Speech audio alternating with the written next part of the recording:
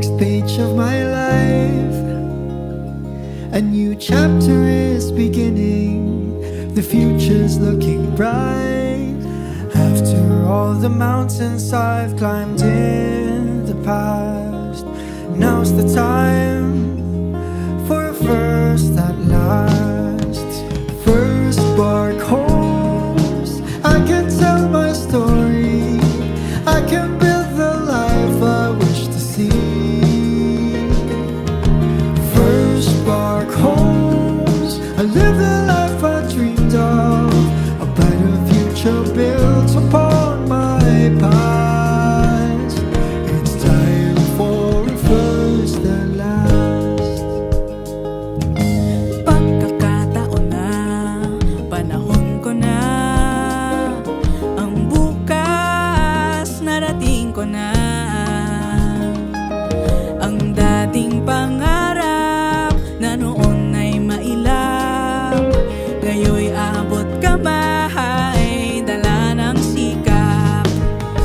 First spark homes, I can tell my story, I can build the life I wish to see. First spark homes, I live the life I dreamed of, a brighter future built upon my past. It's time for a first and last, conceptive and convenient, connected and complete. This is the life I deserve to live. First spark homes, I can tell my story, I can build the life I wish to see. First spark homes, I live the life I dreamed of, a brighter future built upon my past. A brighter future built upon my past. It's time for a first and last.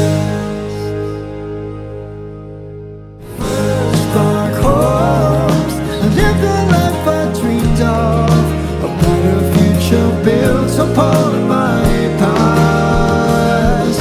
A brighter future built upon my past.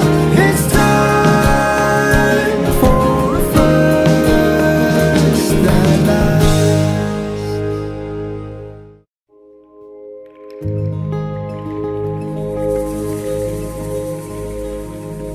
It's time for the next page of my life.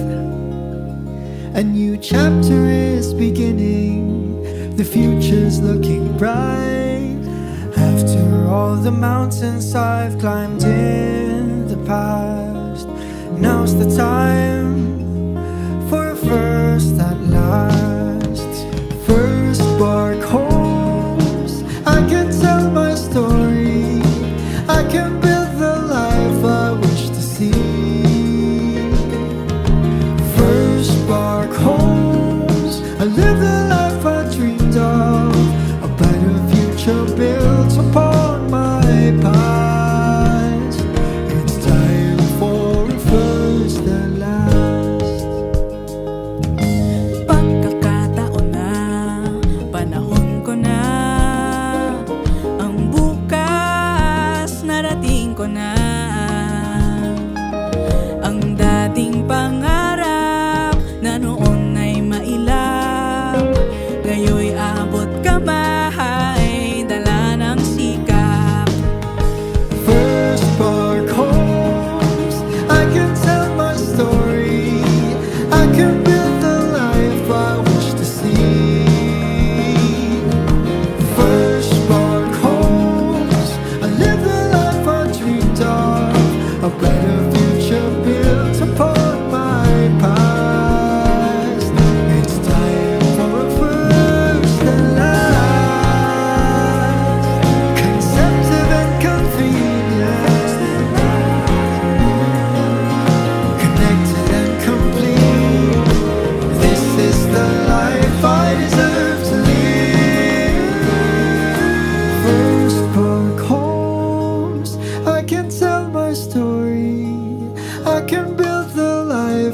wish to see. First dark hopes, I live the life I dreamed of. A better future built upon my past. A better future built upon my past. It's time for a first that lasts. First dark hopes, I live the life I dreamed of. A better future built upon my past. A better future built upon my past. It's time for a first that lasts.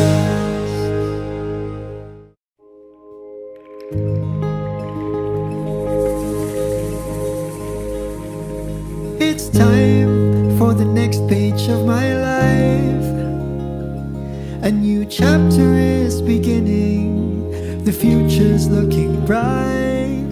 After all the mountains I've climbed in the past, now's the time for a first that lasts.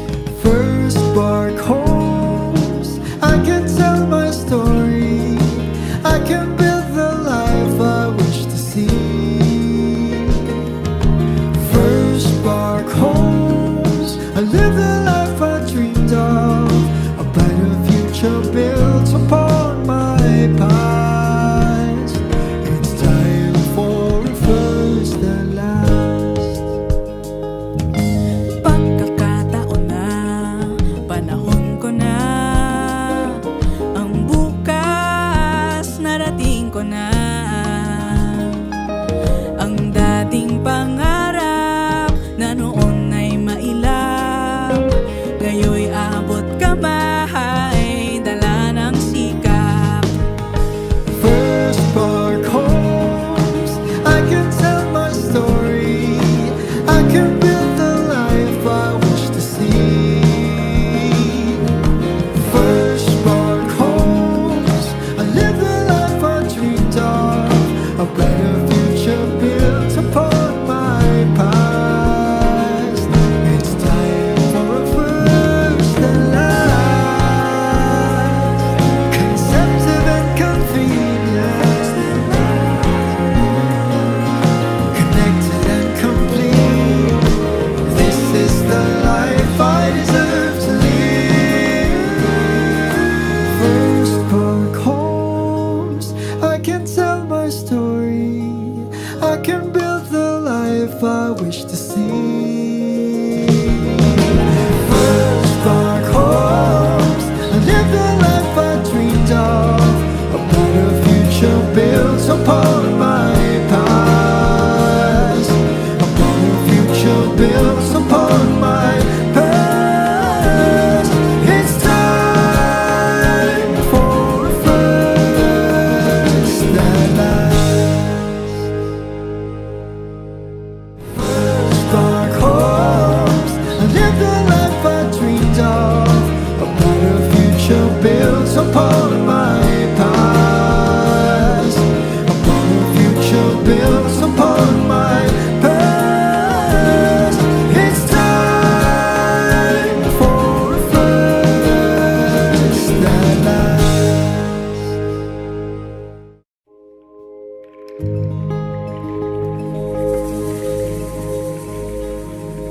It's time for the next page of my life. A new chapter is beginning. The future's looking bright. After all the mountains I've climbed in the past, now's the time for a first that lasts. First spark hopes, I can tell my story. I can build the life I wish to see. First spark hopes, I live the life I dreamed of. A better future built upon my past. It's time for a first that lasts.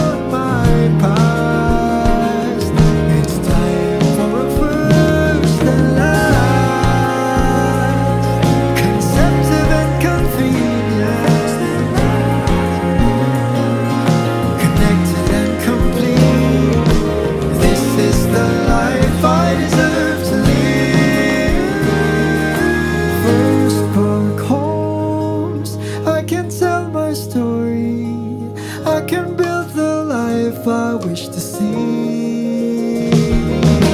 First spark homes, I live the life I dreamed of. A better future built upon my past. A better future built upon my past. It's time for a first that lasts. First spark homes, I live the life I dreamed of. A better future built upon my past. A better future built upon my past. It's time for a first that lasts.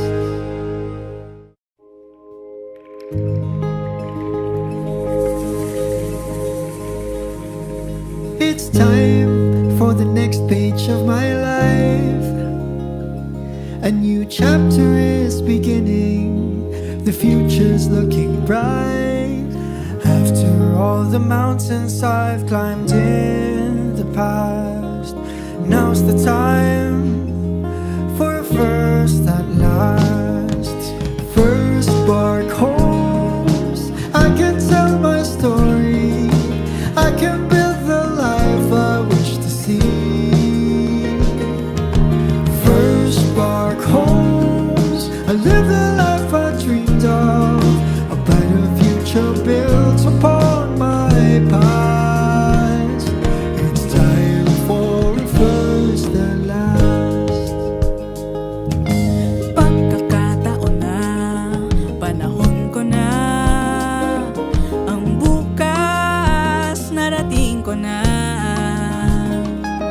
Ang dating pangarap na noon ay mailap, ngayoy abot kamay, dala ng sikap. First spark homes, I can tell my story. I can build the life I wish to see. First spark homes, I live the life I dreamed of. A better future built upon my past. It's time for a first that lasts.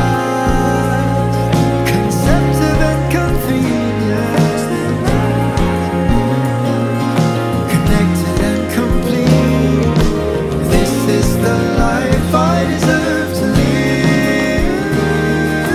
First spark homes, I can tell my story. I can build the life I wish to see.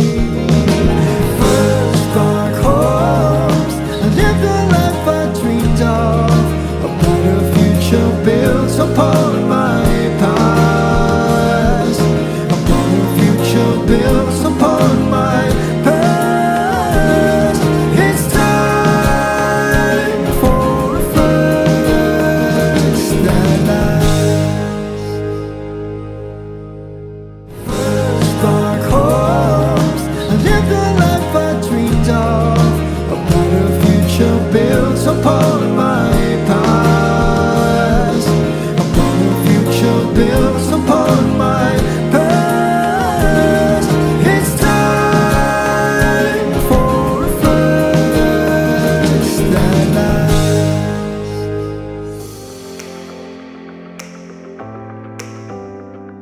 First Spark Homes was formed from the partnership between Century Properties Group and Mitsubishi Corporation, having that goal to raise the standards of community housing in the Philippines without costing too much.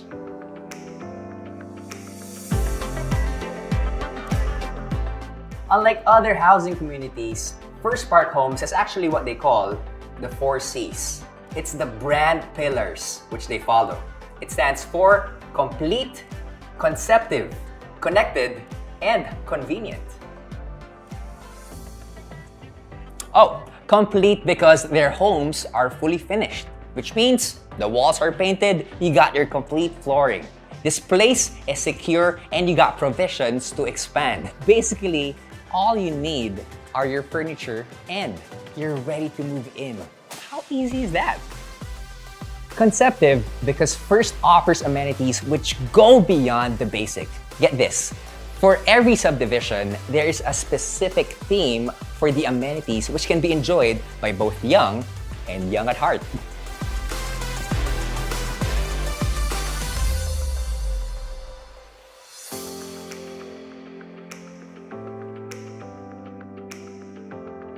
They have amenities that promote the arts, encourage good health, build social development, and strengthen the community. Like for example, in Bulacan, they have these life-sized board games. In Lipa, they have traditional Pinoy games, and they even have an outdoor cinema.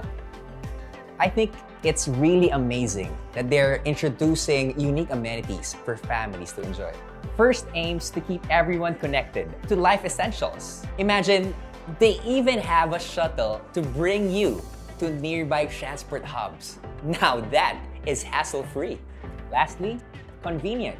Owning your first home is now easy through First's simplified buying process. Owning a First Park home is more than just an investment.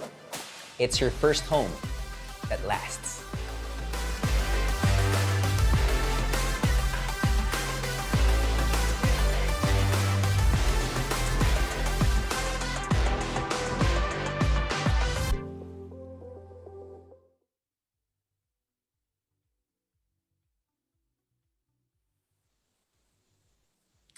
It's your first home that lasts. Wow, the four C's: complete, conceptive, connected, and of course, convenient. In fairness ha, guys, ang daling tandaan nun ha. It's quite clever and definitely those are important factors to consider in buying your own home. Sobrang na-excite ako when I watched that video and can I just say, medyo na LSS ako sa Ben and Ben. First Park Homes. Grabe, ilang beses ko narinig but I just want to keep hearing it again because it sounds so hopeful and I love that music from Ben and Ben. Wait lang, sorry, ang dami ko nang nasabi pero hindi pa pala ako nagpapakilala sa inyo kasi naman talaga nakakabilib yung 4 C's ng First Park Homes. Well, hello everybody! My name is Joyce Pring-Triviño and I'm so excited to be your host for today. This is actually my first project with First Park Homes and watching that video, as I mentioned, nakakabilib lang. Learning about those 4 C's kanina nakakatuwa because it only shows how serious First Park Homes is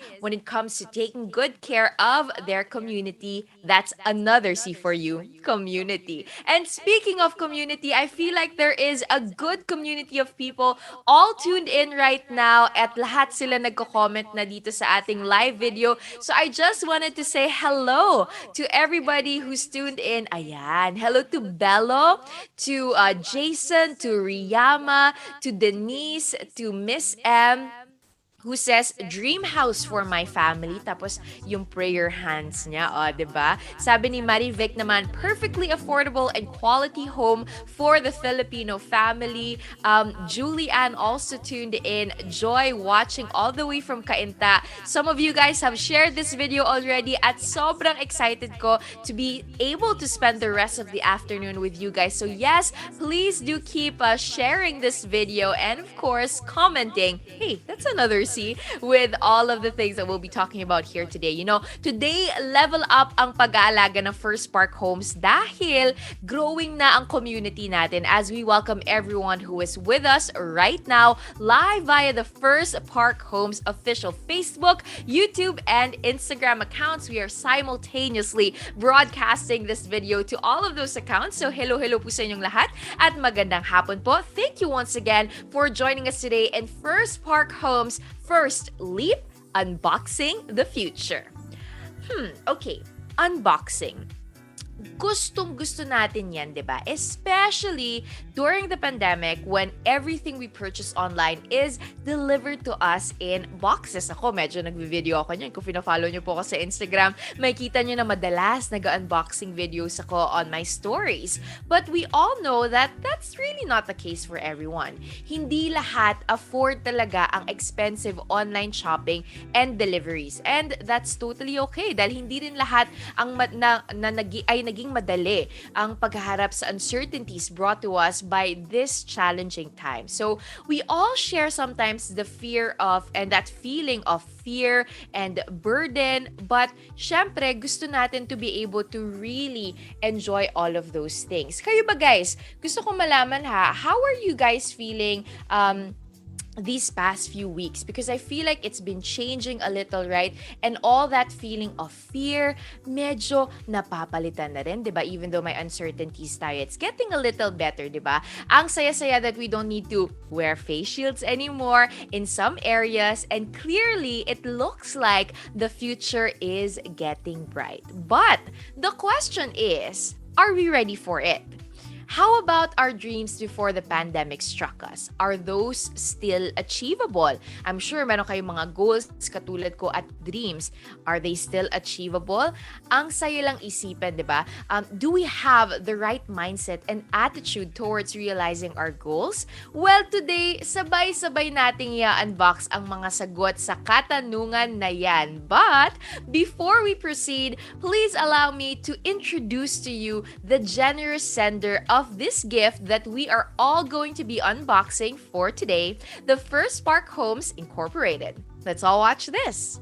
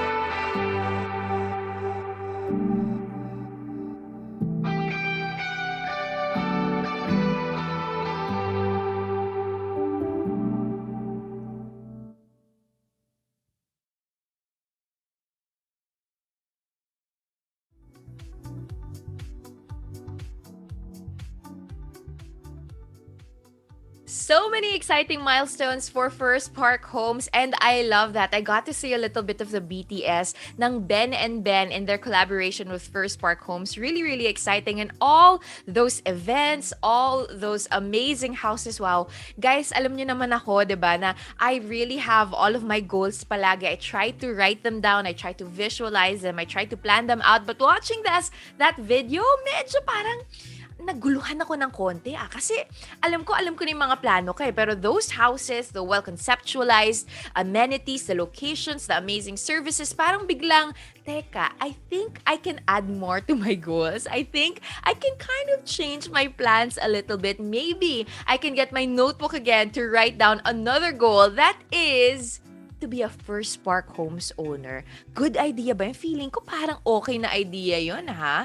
Pwedeng yun, disruptor ng aking plano for 2022. Let's see. All right. A lot of people are saying hello in our comment section. To Roel saying hi to me. Hi, Roel. To Grace, sabi niya, dream house niya daw yan. O, diba? Sabi ni Grace, hello, Miss Joyce. I love PHirst Spark Homes. Thank you guys so much for sending all of your comments and being a part of the discussion here today. But then again, I want to ask myself and you guys, kaya nga ba natin? Will it be a good investment even during these uncertain times to really, prepare for this and invest in this? Have I prepared enough to invest into something? Kailangan ko nga ba talagang maging mayaman to buy things o kailangan ko lang bang maging smart when it comes to making investments and when it comes to money? I'm sure you're all asking the same questions, and they are very important questions that we should be constantly asking ourselves. Kaya naman today, we are so lucky to have someone to help us get those answers. Nako, kung nakita nyo po ang ating poster, and of course, if you're watching our pre-show video, you already know a thing or two about him. Okay, 3 things about him. Here we go. First, he is a prominent speaker. Second, he's a successful entrepreneur. And third, he is a best-selling author. He is the author of the book, or books rather, Unique: Understanding Others by Understanding You, Unique Youth, and Determined. Wow, I love the play on words, where he unashamedly shared his death story and how he bounced back. He has done over 2,000 talks for various people from all walks of life and over a decade of public speaking experience, even outside the Philippines, like in countries of Australia, Singapore, and Vietnam. And of course, his primary goal is to see positive life change. I'm so excited to hear what he has to say and to give us those answers that we need to make sure that we're ready for our next investment. Are you guys also ready for this incredible speaker? If you guys are, please do help me welcoming here in our program, everyone, Mr. Jayson Lo. Hi, Jayson. I was laughing when you said dun sa LSS. Ako din, I love the song so much. Kahit pa ulit-ulit no? Oo nga eh. And I feel like what a great way to start any program, because I think just having that hopeful vibe in the beginning of the program to really have that positive feeling towards investment and of course what you're going to be talking about today, which is money, I think it's really inspiring. And I'm so excited that you're here. So Jayson, before we move on, Han, before I let you take the stage, I learned that you are the creator of the Unique Personality Assessment. And when I was reading this in my brief about you, talagang I was curious about how this went about. Apparently, may animals involved. Ano ba to? Paano ba tong unique personality test na to?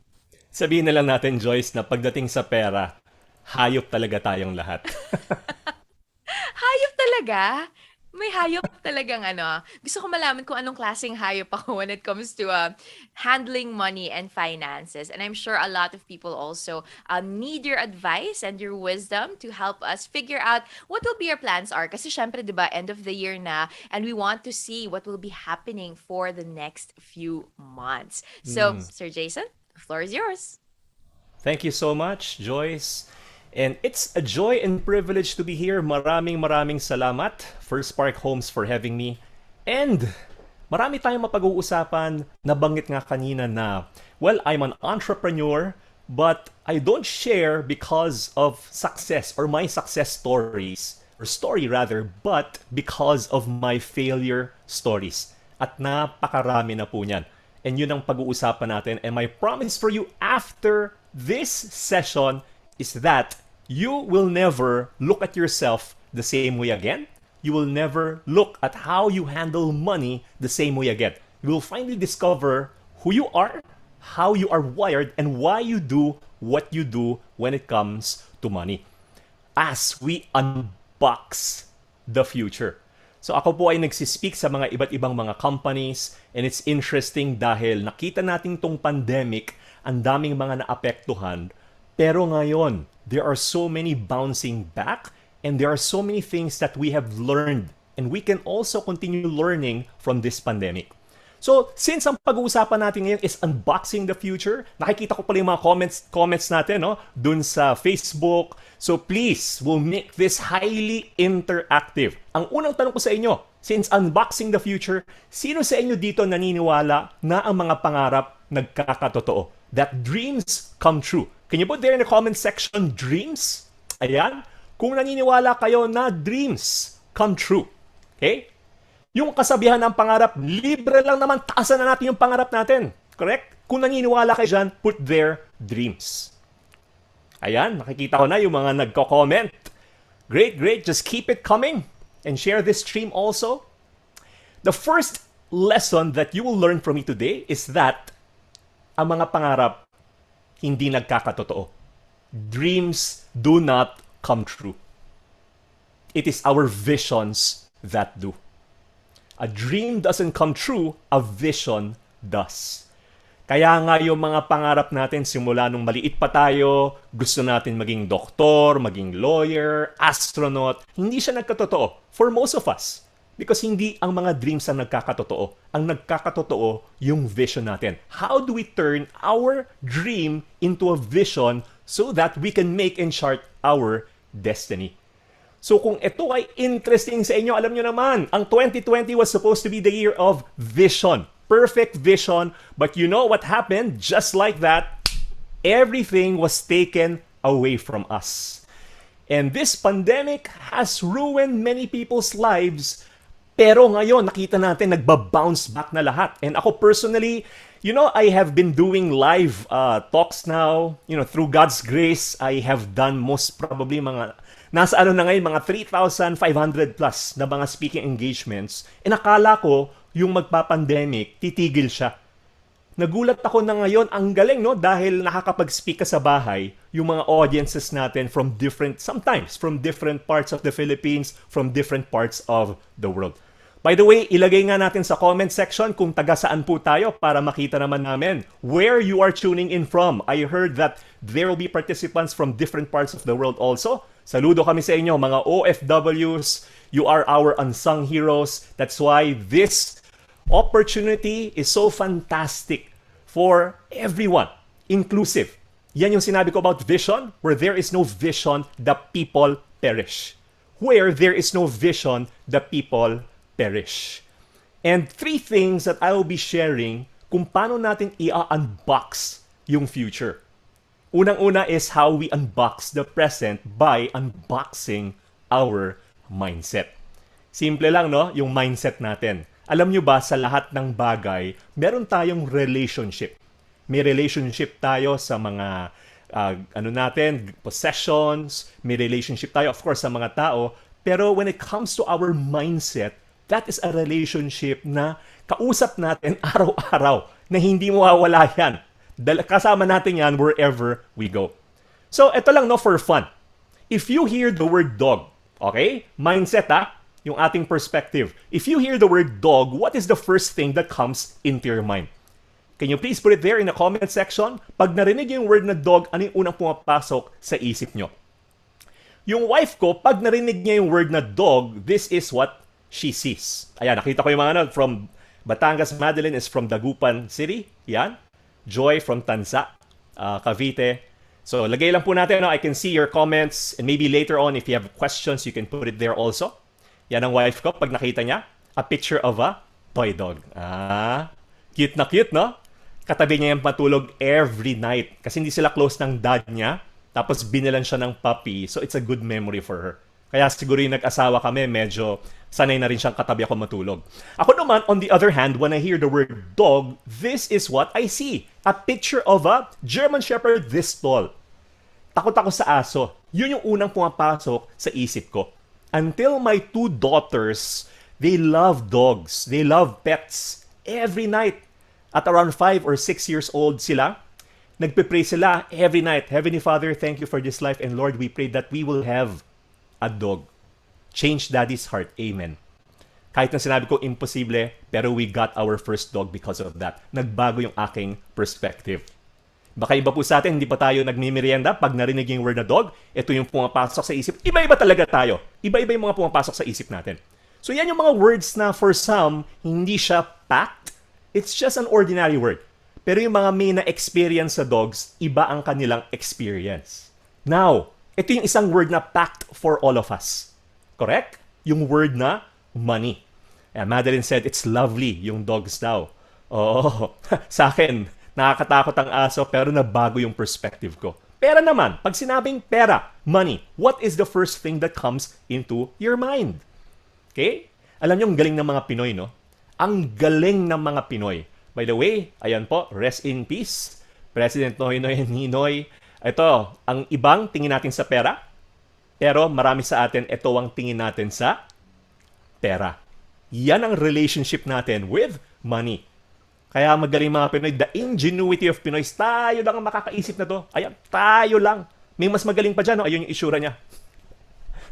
Money, ano yung unang pumapasok sa isip natin? Okay? Now, kaya ko laging nai-invite to talk about finances, and I get to speak to different types of people, from mga negosyante din, mga teachers. A few days ago, I spoke for soldiers, mga police. And yung nalugi ako, at the age of 30, that was the worst year of my life. Ang laki nung nawala sa amin, tapos nagkautang-utang ako because of our business. And I spoke to a friend who lost more than me, but he eventually recovered. Sabi niya sa akin, Jason, pag ikaw nawalan ka ng pera, huwag ka magmumukhang kawawa. Huwag. Kasi mukha ka na ng kawawa eh. Diba? Kawawa ka na, magmumukha ka pang kawawa, ang tawag na sa'yo, chihuahua. And ever since that time, I never considered myself poor. Never. I only considered myself broke. Turo niya yan sa akin. Because poor is permanent, it is a state of being, but broke is only temporary. One day, it will pass. Dadaanan din tayo niyan. Matatapos din yan. At yun ang payo ko sa mga nagkakaproblema sa pera. Sabi ko sa kanila, one day, matatapos din yan. Now, sino po sa inyo, if you wanna share, kung kayo po ay feeling nyo broke kayo, you can put it there in the comment section. Ayan, this is a place of, kumbaga, this is a safe environment, and you know, you can get help and seek advice. That's why we do seminars like this also. Pero sa akin, no, isa to sa mga pinakamabigat. And I hope you don't mind sharing about my story, dahil yun ang isang libro ko, no, about my death story. Alam nyo ba na pag sinabi yung word na utang, we have more than 111 dialects here in the Philippines. And out of all those dialects, there's one word na pare-parehas sa lahat. Ano yung word na yon? Utang. May mga Bisaya ba po dito? Sa Bisaya, ang utang, utang. Ilocano, ang utang, utang. Ilonggo, ang utang, utang. Okay? Naging normal sa atin yung utang. By the way, may good debt saka bad debt. Ako, disclaimer lang, hanggang ngayon may utang ako, pero lahat ng utang ko, good debt. Wala na akong bad debt. Ayan. So, kiniklear ko lang yan, matuto muna tayo mag-handle ng bad debt before we learn how to handle good debt. And my story, well, this was way back, December 2010. I had a speaking engagement. The topic was about personal finance. Around 300 people in a small theater sa Teatrino. Tapos sabi ko sa kanila, meron kaming 8 credit card, lahat may utang. Kasi yung mga partners namin nangako na popondohan pa yung negosyo, hindi natuloy. So, naiwan sa amin yung utang, may mga restaurants kami noon. And sabi ko sa kanila, nabayaran na namin yung 7 credit card, isa na lang yung natitira. Nilabas ko yung huling credit card, I told them this is the last credit card, and we paid it off 2 days ago. Got a pair of scissors, I told them this is what you call plastic surgery. Ginupit ko yung card, tapos nagawa ko, freedom! Tapos yung mga tao nakatunganga lang sa akin, no? Tapos sabi ko sa kanila, wala akong pakialam kung feeling nyo, corny ko, but I'm a big fan of the movie Braveheart. Sigaw ko ulit, freedom! Nagulat ako, buong 300, sigawan lahat, freedom! Alam niyo kung bakit? Lahat pala sila may utang din. Curious lang po ako, liars go to hell. Tayo-tayo lang naman, umamin na po. Sino po sa inyo ang may utang? Pakilagay sa comment section, utang. Ayan. Ako po, meron din. Sabi ko nga, good debt. So, baka iba sa inyo, good debt naman yan. Lagay po natin, utang, huwag kayong mahiya. Ayan, ayan, ayan. Sino naman sa inyo dito ang mga nananalangin na mawala ang inyong mga utang? Pakilagay sa comment, me. All caps, M-E. Yan. Pag hindi nyo raw nilagay dyan, hindi raw mawawala yung mga utang nyo. Ayan, sige. Ayun. 1,000 na kagad ang comments, no? Me. Okay? Sino naman sa inyo dito ang nananalangin na mawala yung kanilang pinagkakautangan? Ayan, huwag niyo po ilagay. Baka ilagay niyo yung pangalan dun sa comments. Masama po yan. Pag ganyan daw, dapat pinagdadasal natin sila, di ba? Lord, kunin mo na. Hindi, Lord, sana mabayaran ko na sila. Ayan, bine-bless natin yan mga tao na yan. You know, what's interesting about me? I get to speak to different types of organizations, different types of companies. Ang nakakatuwa lang, no, nagamit ko pala yung story ko when I failed. when I hear the word money, the first thing that comes into my mind is my mom. Yung mami ko. We weren't close when I was young because my mom was so strict. Sabi nanay ko talagang may kami, lahing Kastilat, yung hahampasin ka ng tsinelas. Tapos biruin mo sabi ka ba ng nanay, may ikaw bata ka, pag bumagsak ka na naman, wag mo na akong tawaging nanay. Imaginein mo. Kaya takot ako. So kinabukasan, sabi sa akin, anak, kamusta yung test mo? Sabi ko, okay naman po, kaibigan. Ayan. Tapos ito yung nangyari. By the way, dun po sa mga hindi nakakuha, bigyan ko kayo ng mga a few seconds para makuha. Alam ko may hina-signal natin. It's okay? It's okay? Ayan, kaya tayo nandito para magsama-sama, para mag-celebrate. Okay lang yan pag hindi natin nakuha. Pero yung iba sa inyo, pag tapos na yung pandemic, doon nyo palang makukuha, no? Bigla na lang kayong tatawa. Ba't ka tumatawa? Nakuha ko yung joke last year. Okay lang po yan. Pag ganyan, hindi nyo nakuha, inhale, exhale para yung utak natin magkaroon ng oxygen. Yung nanay ko, as she became older, she became more tender-hearted, and we became closer. And you know, what's interesting, on her deathbed, she was diagnosed with cancer, and she passed away more than 10 years ago.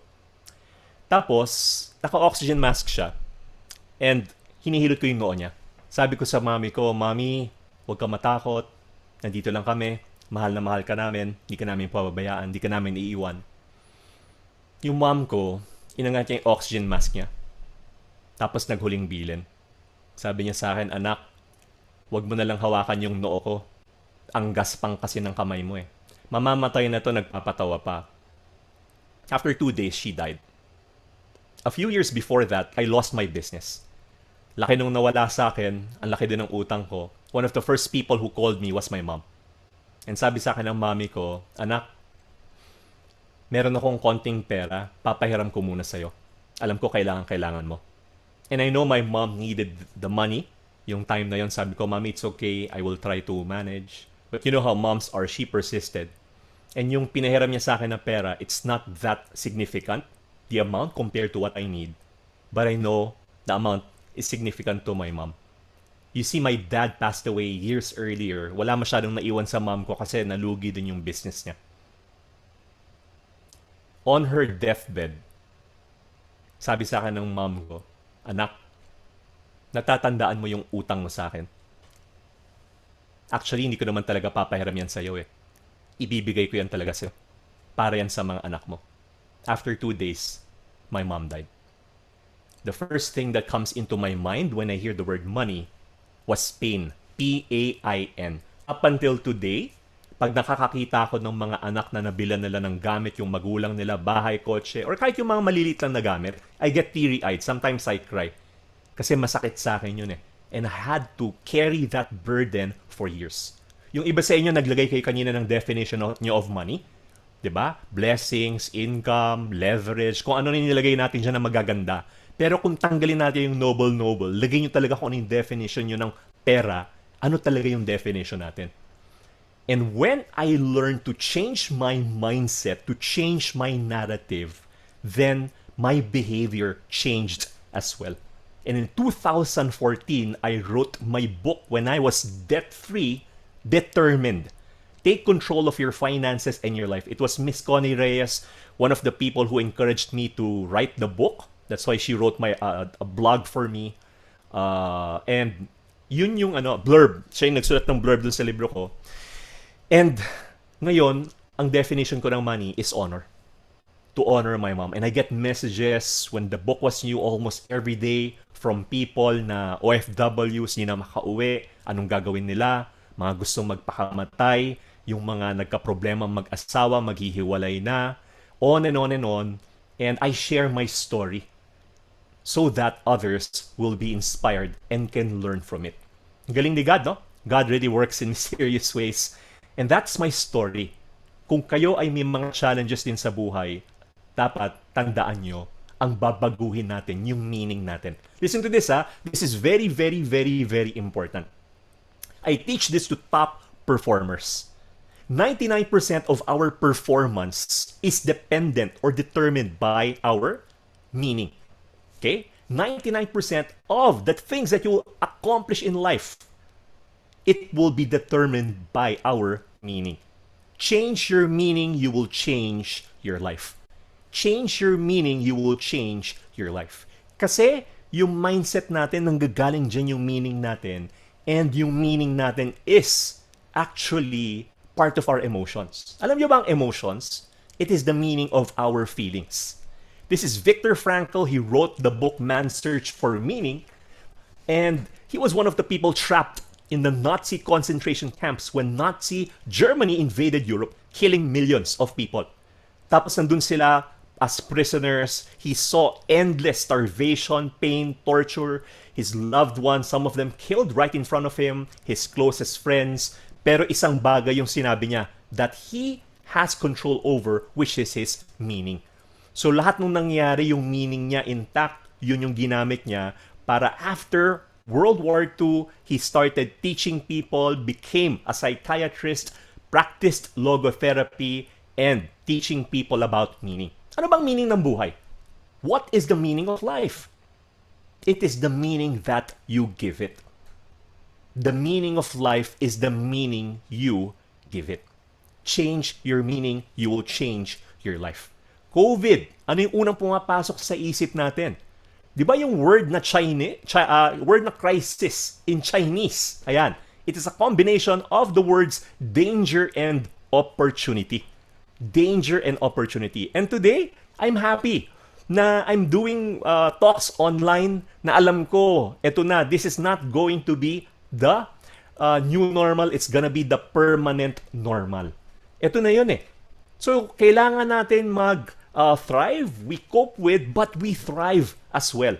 Ang daming opportunities. Ito na lang. Huwag na natin pag-usapan yung pera. Huwag na natin pag-usapan yung mga opportunities around us. I hate the word social distancing. Mali yung word na yun eh. Dapat ang word na yan, physical distancing. Kasi ito yung time na kailangan natin maging social eh. Do you agree? Yung kapatid ko, we're 5 in the family, 4 boys, 1 girl. My 3 brothers, I've never spoken to them for more than 30 minutes on the phone. Yung isa yata parang wala pang 10 minutes eh. Kausap ko, 1.5 hours, 2 hours sa phone, yung opportunities all around us. The world has changed and amazing things are coming and the best is always yet to come. Now, here are some money myths and money truths na I believe na makakatulong sa ating lahat. By the way, are you enjoying and learning? Pakilagay nga sa comment section if you are enjoying and learning. EL, ayan, para lang alam ko, no? If you are enjoying and learning. Now, here are some money myths and money truths. Ayan. Okay, I saw some comments. Thank you for your kindness. Para makita nyo ako ulit dito. Now, myth. Money is the root of all evil. Totoo ba yan? Oh, myth nga, yung mga pinaniniwalaan natin na hindi totoo. Right? Pero maraming mga tao, yan ang tingin natin. Kaya yung media, ang ginagawa nila, lagi to sa mga teleserye, for example, telenovela. 90% of the time, pansin nyo ito, 90% of the time, sino parati yung mga bida? Di ba? Yung mga mahihirap. Yung mga yagit. Yung mga lapastangan, sinasampal-sampal, mga inaapit, tinatapak-tapakan ng ganyan. Yun parati yung mga bida. Sino naman yung mga kontrabida? Yung mga mayayaman, mga matapobre, di ba? Yan ang portrayal nila eh. Sa totoong buhay, totoo ba yun o hindi? May mga minsan may sumasagot, totoo. Sabi ko, pag yan ang perspective mo, wala ka ng pag-asang magkaroon ng financial peace. Right? Dahil kapag ikaw ay kumikita na ng pera, ang tingin mo sa sarili mo, mukha kang kontrabida. Kaya kapag may mga kaibigan kayo, tinan nyo sila na maigi, tinan nyo yung mga muka, ayan, pag mukhang mga kontrabida yung mga yan, kaibiganin nyo. Mukhang mayaman yan or payaman na. Ano ang katotohanan? Ang katotohanan, yan. The love of money is the root of all evil. You know, as a businessman, I love making money. Why? Because I want to bless others also. Yung kasabihan na, Lord, nananalangin kayo, Lord, bigyan mo lang ng sapat para sa pamilya ko. Yung enough lang, okay na kami. Mali po yan. Area ng isang selfish person. Pag tayo po ay nananalangin, dapat ang ating panalangin ay, Lord, bigyan mo ko. Give me so much. Siksik, liglig at umaapaw so that I can be a blessing to others. That's the first myth. Second myth tayo. Ayan, we have limited time, so pag-uusapan natin 3 myth lang, no? Marami yan, Pero ito yung isa sa mga tatlo sa pinaka-importante pagdating sa myth. Lend money to help people. Totoo ba yan o hindi? Pag may nangangailangan, magpautang kayo ng pera para makatulong. Oo. Ito this is a gentle admonition. Okay? Pag tayo po ay nagpapahiram ng pera, sinisira natin yung relationship natin. You destroy a relationship when you lend people money. Ako, hindi ako nagpapautang ng pera. Okay? Namimigay na lang po ako. Teka, i-explain ko muna Ayan, baka biglang i-personal message nyo ako, no? Ang daming mga messages doon. Ang tawag na sa akin, best friend, no? Beshi, BFF. Ayan, ano muna? Sandali po. Let me explain. Pag may umutang sa inyo, halimbawa, 10,000. Wala ka naman 10,000. O kahit meron, it's your right. Extra mo lang is 1,000 or 2,000. Sabihin mo dun sa friend mo, pare, pasensya na, kasi yung hinihiram mo, wala akong ganyang amount. Ito yung meron ako na extra. Meron akong 1,000. Bibigay ko na lang sa'yo to, pang-bless ko na sa'yo. Kasi pag binless mo sila ng ganon, no strings attached. Tapos yung relationship nyo, intact. Ilang relationships ang nasira sa halagang 500 pesos, 1,000 pesos. Tapos humiram sila, yung sinisingil nyo na sila pa yung pakilagay sa comment section. Ayan. At yung naniningil na kayo pa yung pakilagay ulit sa comment section. Ayan. Good. Great. Kitang-kita. Yung mga, relate na relate. Oo. So, masakit, no? Masakit. Ayan. Kaya, ang tawag dyan, #hugot. So, instead of lending people money, you just bless them. And I believe that you will be blessed along the way. Kaya lang ganito, no? Pag nagbe-bless tayo ng mga tao, ito yung next natin. May good soil tsaka bad soil. Which I will explain later. Third myth, before we move on to the next point. You should not talk about money and debt in family matters. Huwag daw natin pag-uusapan ang pera. Ang problema, hindi natin pinag-uusapan. Ayan, si Marivic daw at nahihiya. Si Joy, masama, galit. Si Za, hello. Galitan. Ayan, si Grace. Si Grace talagang all caps yung nakalagay niya dun sa comment section, no? Mukhang kailangan ng counseling session na itong si Grace. Hayaan nyo, magka-counseling session po tayo dun sa mga nahirapan, na maningil ng kanilang mga kaibigan. Sabi ni Christian, perfect daw, all caps. Eto, no? Ang mga mag-asawa. By the way, sino pala sa inyo dito happily married kayo? Okay? Ayan. May isa kontok mga politicians, may sumagot. Sabi sa akin, Jayson, ako, happily married. Yung wife ko happy, ako married. Sabi ng ganun. Ayan, kung hindi kayo happily married, married na lang ilagay nyo. Kung mag-asawa kayo, kung kailangan yung pag-awayin yung pera, pag-awayin nyo na ngayon. Para bukas hindi na kayo nag-aaway. Ang problema sa atin, hindi natin pinag-uusapan yung pera, kinabukasan, away ng away, away ng away. Mag-usap tayo, let's have a clear discussion. Ano ba yung values mo? Ano ba yung values ko? Ng husband, tsaka ng wife, di ba? Magkaiba kasi ang mga men and women ako lang, pag-uwi ko ng bahay, hindi pa ako nagbibihis yan. Yung wife ko nanonood ng TV, nagre-relax. Pagkakita sa akin yan. Di ba, mga lalaki? Tatanungin na kagad tayo. Kamusta? Kamusta yung meeting nyo? Yan, mga lagay nyo nga sa comment section kung ano yung mga sagot ng mga lalaki dyan. What is their answer? Ayan. Good. Mga lalaki, ano yung mga sagot natin?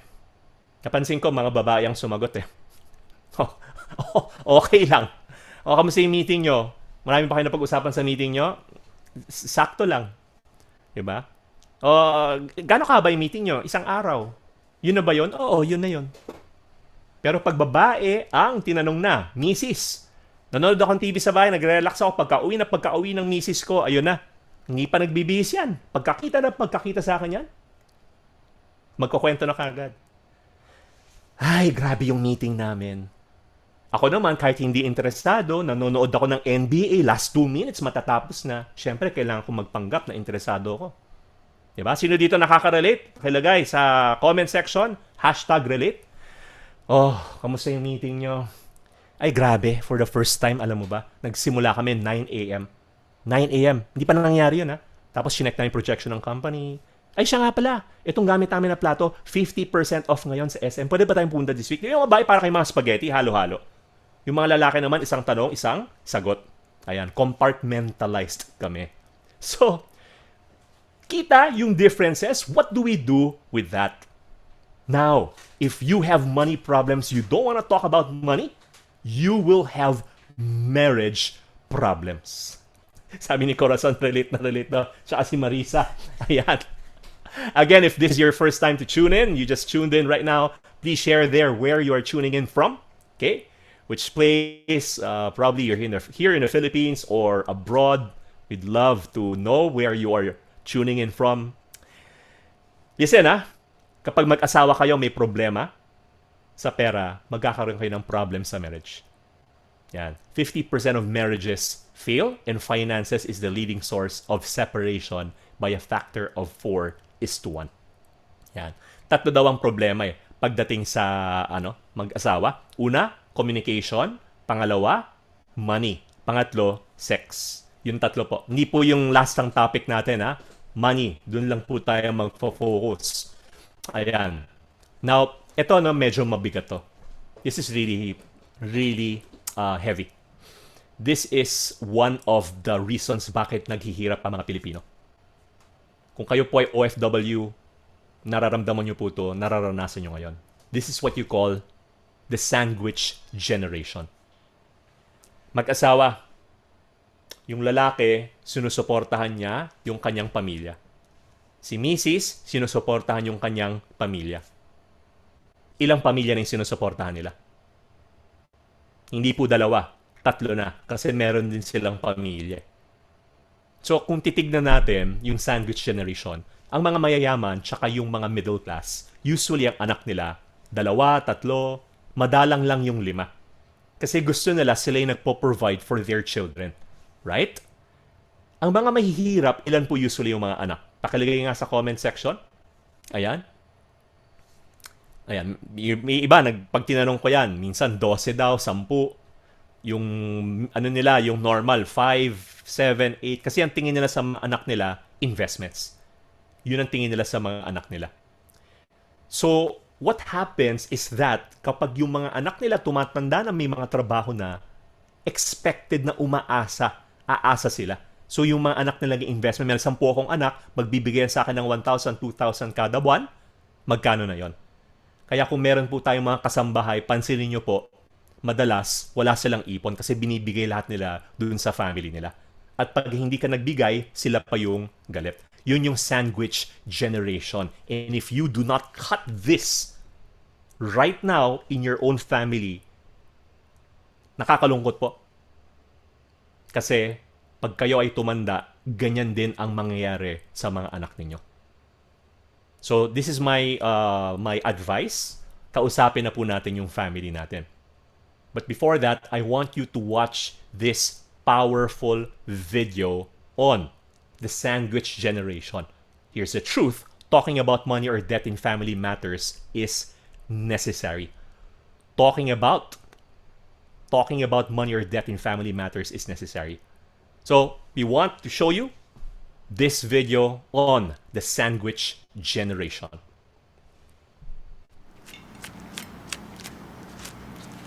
这样还不够啊？为什么这么少？今天没有花红吗？难道全部给你啊？ I can't always be generous to you.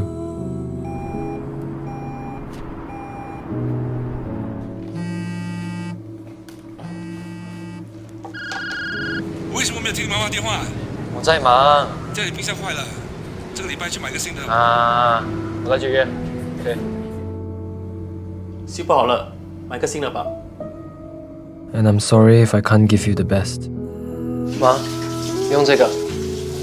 哎，旧的。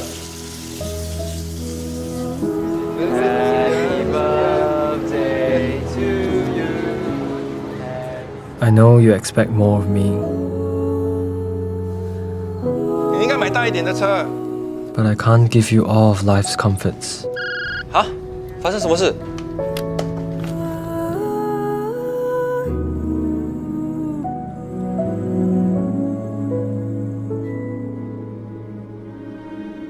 为什么把你妈妈放在这个病房？我哪里知道？我刚刚抽空做过不可以来，讲不知道我自己来了。I need to make tough choices. It's too expensive. Can we go somewhere nearer? I need to make sacrifices.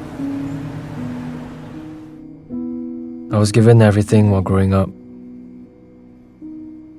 but I didn't turn out the person I was supposed to become.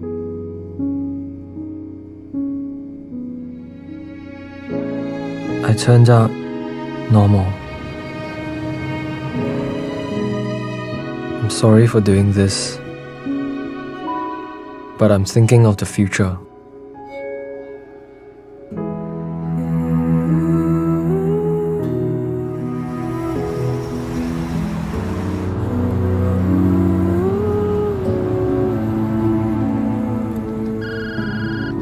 Ah. 哈？什么？我现在赶过去。还有衣服嘞，一定有，你自己看，全部都是。 There's so much to prepare for, but I'm not doing this for myself. I'm doing this for you, so that you won't have to make the choices I have to make. My parents gave me everything, but that was the way then. I will do things differently. I will plan for my retirement so that you don't have to be caught in between providing for me and raising your own family.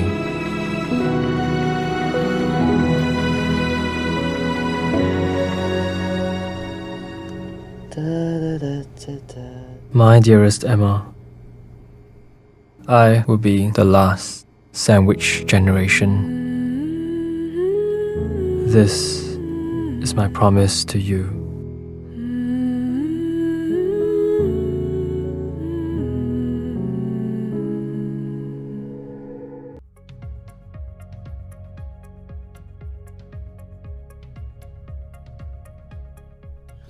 So ito po yung tandaan natin, no?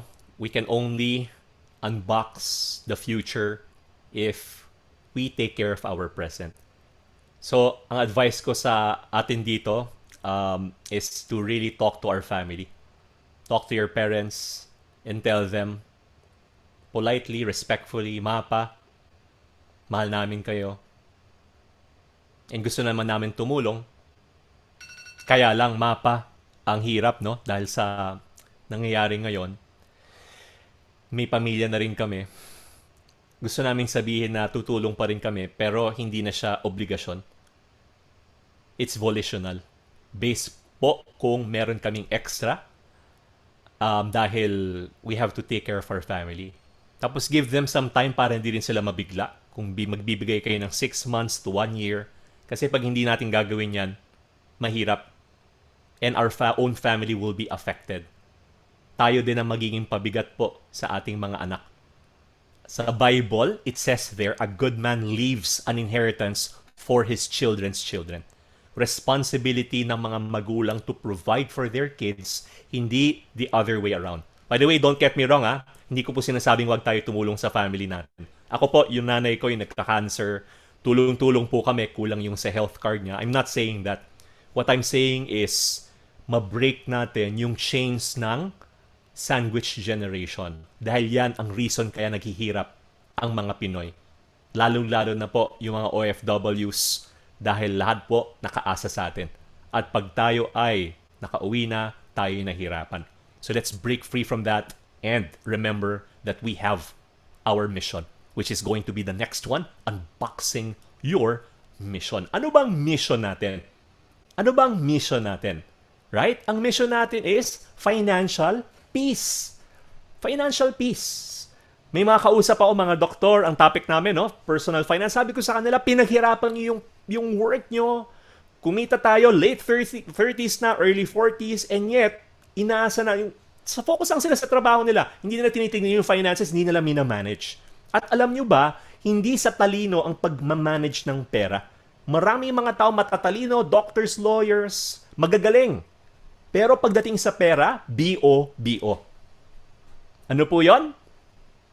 In English, Tangi. Okay? So, yan. Makukuha niyo po yan kung hindi mahina ang signal natin. Financial peace. That is our goal. Our mission. Now, ito reality check. Bakit ba ang mga tao hindi tayo nag-i-invest? Bakit ba ang mga tao hindi tayo nagsisave? Yan. Ito yung una. Lack of urgency. Lack of urgency. Alam nyo ba, hindi natin nakikita yung sarili natin na tatanda tayo. Did you know that? This is me a few years ago. Okay? In 30, 40 years, this is gonna be me. Yan. This is my daughter when she was around 9 years old. Sabi ko sa kanya, anak, one day, tatanda ka din. Kaya yung mga millennials dito, mga Gen Z, mga centennials, kayo din, tatanda din kayo. One day. Kaya be kind to the Gen X and baby boomers. Next naman is a lack of knowledge. One of my first talks for the police force, PNP, was in 2014.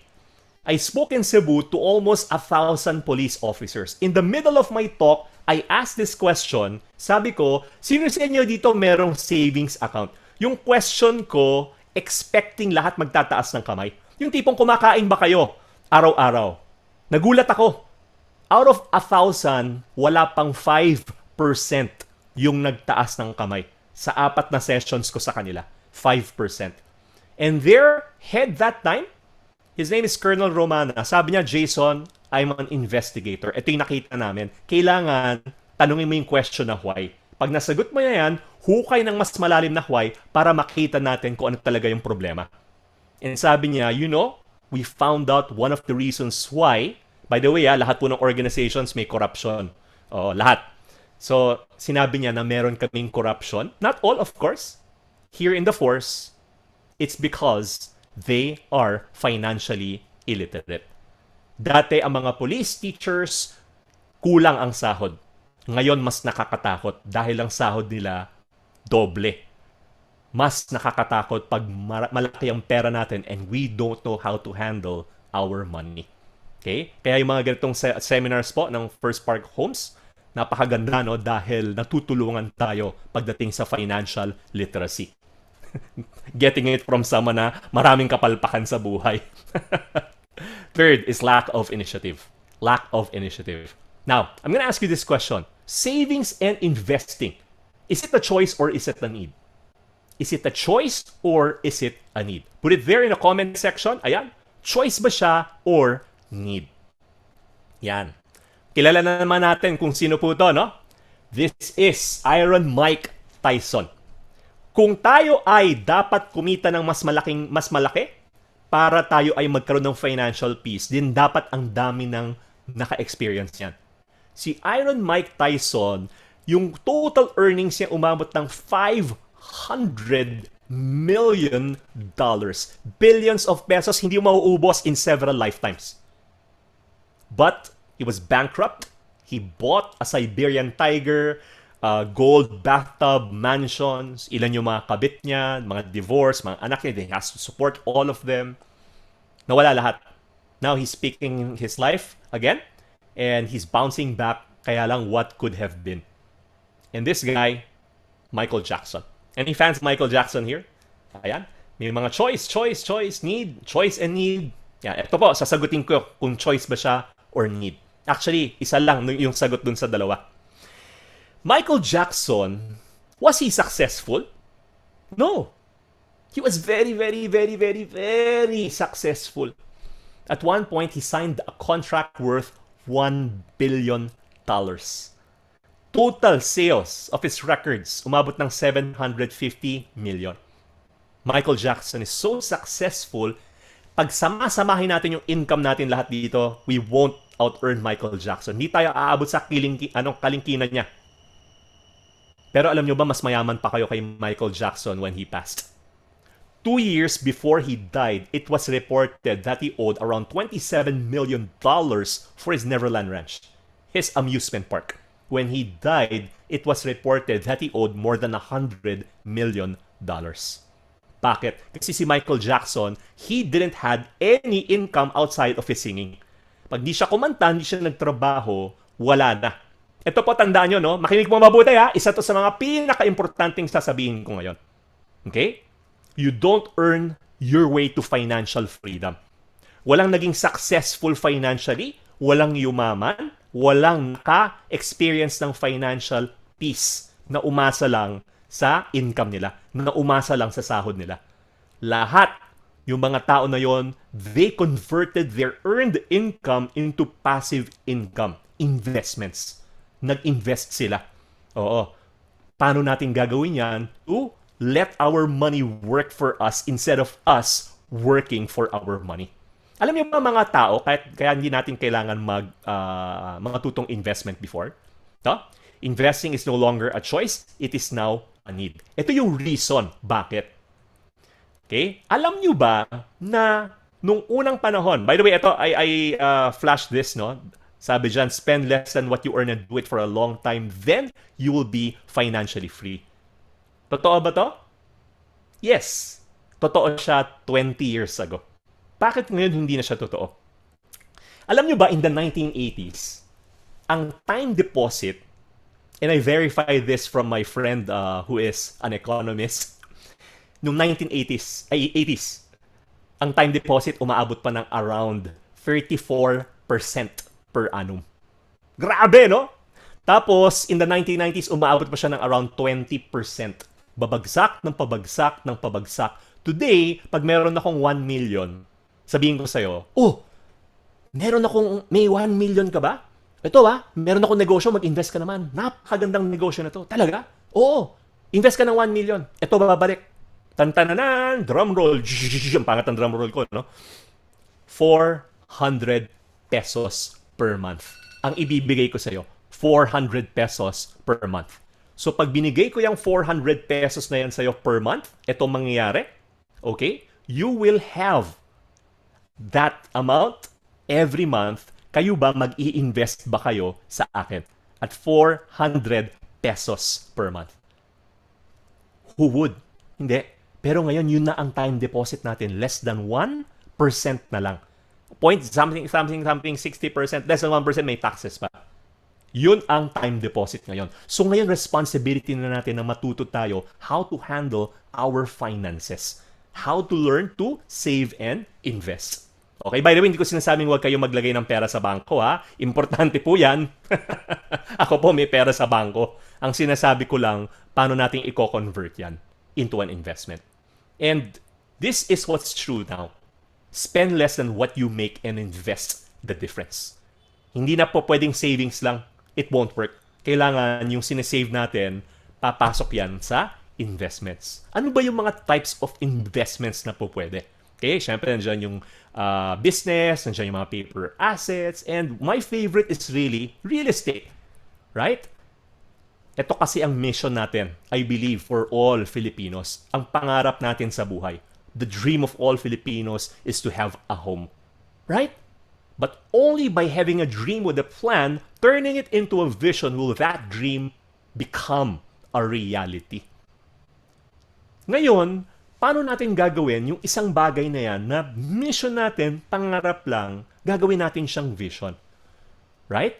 So we have to look for reliable partners, companies that you know is there to help you. You know it's there first and foremost to serve you. And I'm telling you right now, this is possible for everyone. Posible po to. Alam niyo ba, investing, napaka-boring. Boring. Pangit mag-invest sa umpisa. Boring kasi maliit pala yung pera natin. Lagay ka ng lagay. Tagal naman ito. Pero in the long run, napakaganda because it becomes so exciting. Dahil palaki ng palaki ng palaki yung ating pera. And one day, makita mo na lang, wow, I am able to achieve that dream and turn it into a vision. I want you to watch this video to prove to you na posible siya sa lahat. And this guy, he traded a pin. A pin, traded it for something else until yung huling nakuha niya, just amazing. Watch this video.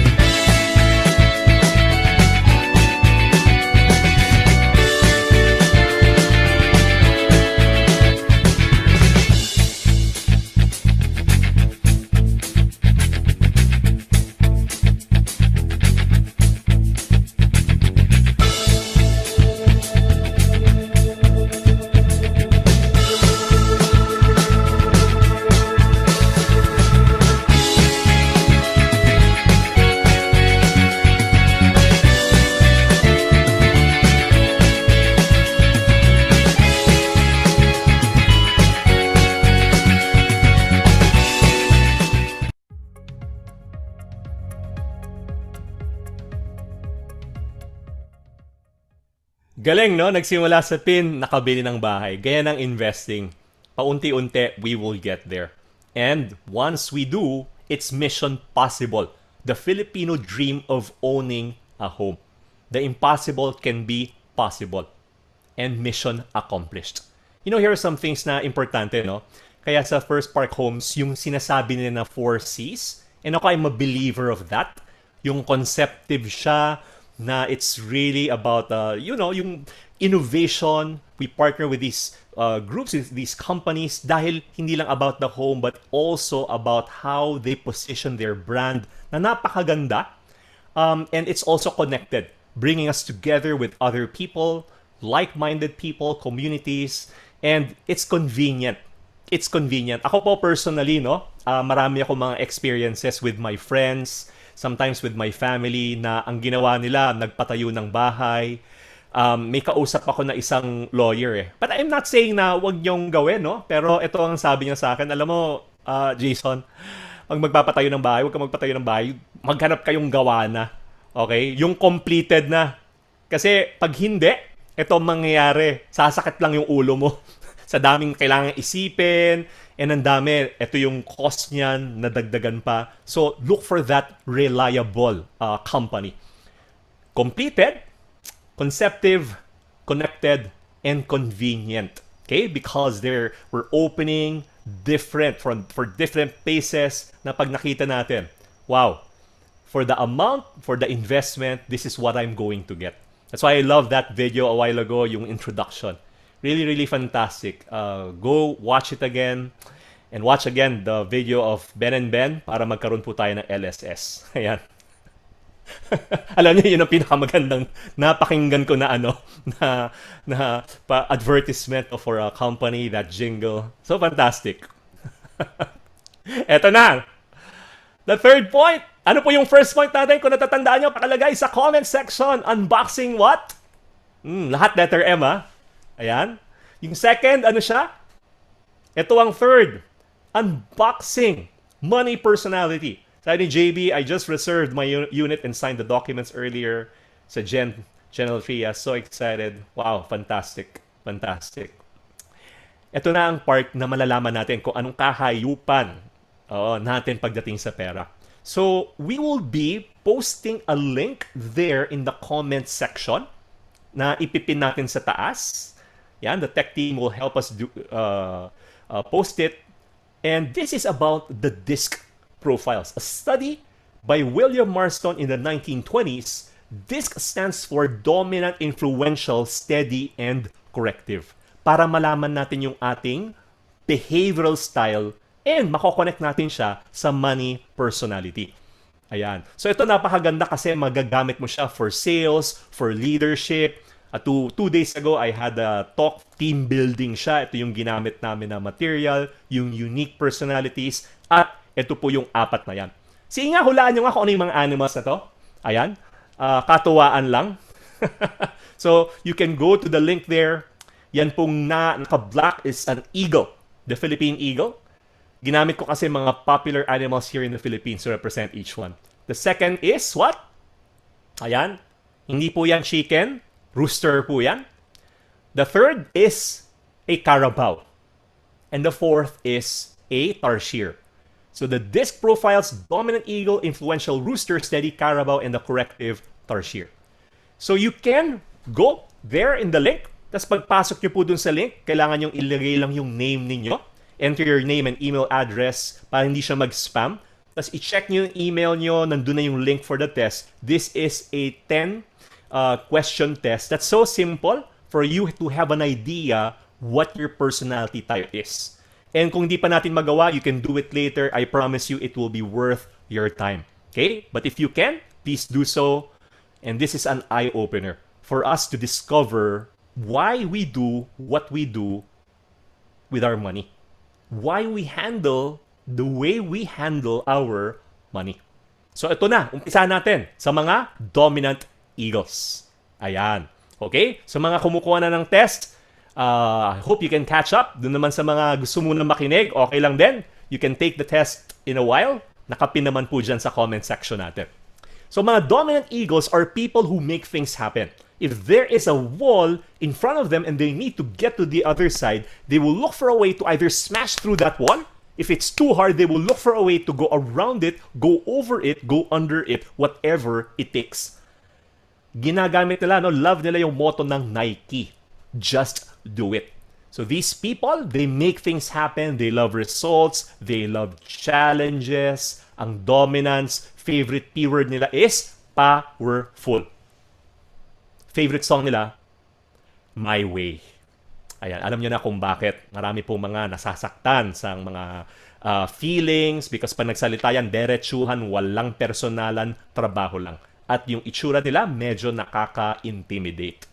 Sino po sa inyo dito, palagay nyo, even if you haven't taken the test, and for those who have, kayo ay dominant eagle. Pakilagay sa chat box, D. Ayan. Pakilagay, D. So ito po ang mga examples ng dominant eagles. Ayan. Rafi Tulfo. Pati po yung show nila, eagle na eagle ang dating, no? Dominant na dominant. Another example of a dominant eagle, Michael Jordan. Okay? If you've watched the documentary Last Dance, you know what I'm talking about.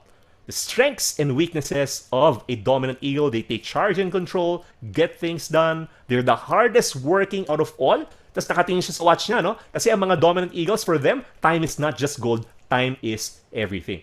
Ayan, naglagay na ng comment. Christian is a D. Mr. Christian. Okay? So, the dominant eagles, the oxygen that they breathe is the oxygen of productivity. They hate late. Ito naman ang kanilang mga weaknesses. Strong personality. In Tagalog, malakas ang dating. In English, malakas ang arrive. Tapos, insensitive sila sa feelings, impatient. Ayan, gusto nila ngayon na, now na. Kaya ang mga dominant eagles, you have to be careful if this is your personality type. In terms of money, you can become the reckless investor. Sila yung mga nag-i-invest, magsa-start, napapabayaan dahil hindi na ma-manage ng mabuti. So, yung mga dominants, ganyan.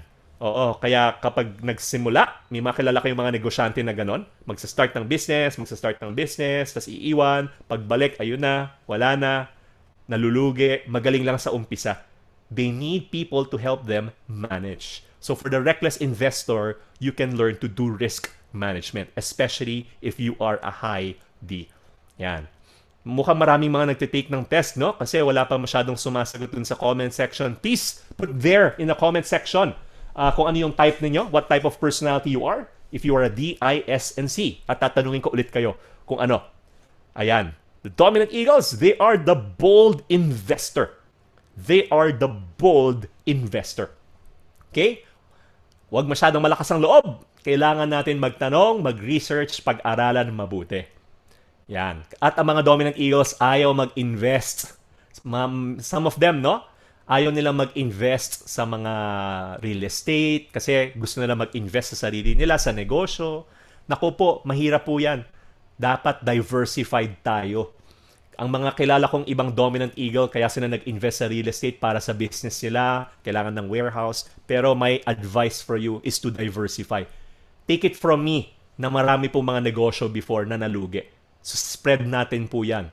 And one of the best is real estate. And I'm not saying this because First Park Homes is a real estate company. I believe this with all of my heart.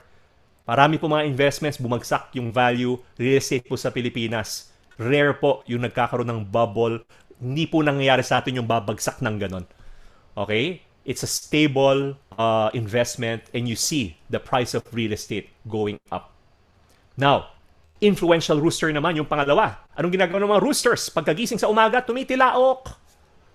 Parang influential. Ang influentials, when you see them, all eyes on me. They are the life of the party. Sila yung makwento, sila yung people person, madaldal. They're creative, innovative. Kaya star ang kanilang vest because the oxygen that they breathe is people. They love to be around people.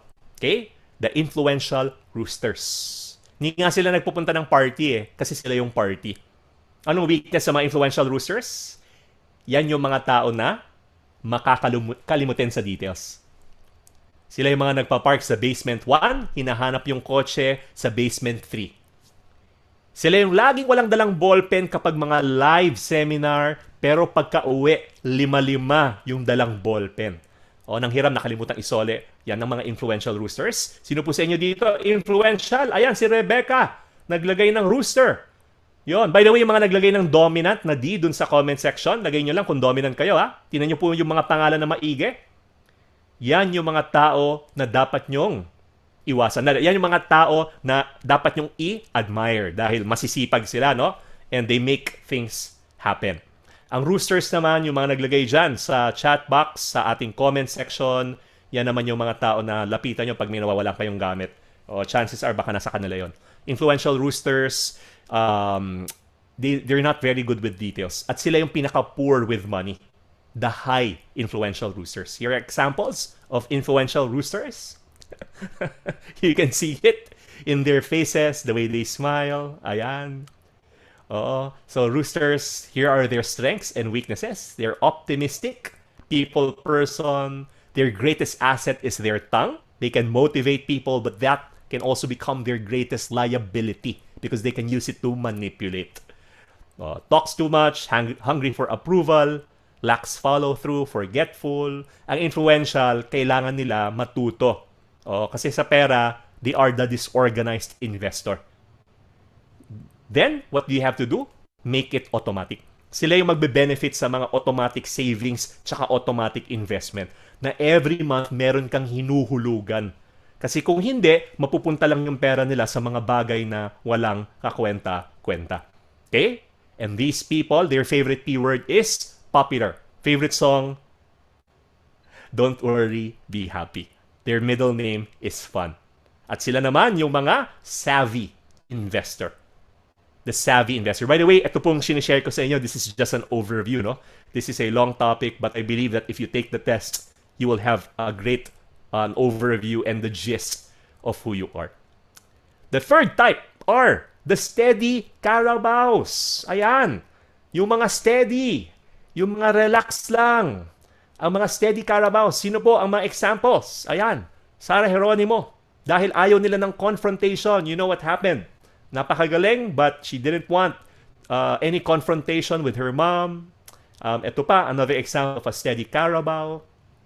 Yung wife ko po is a high steady Carabao.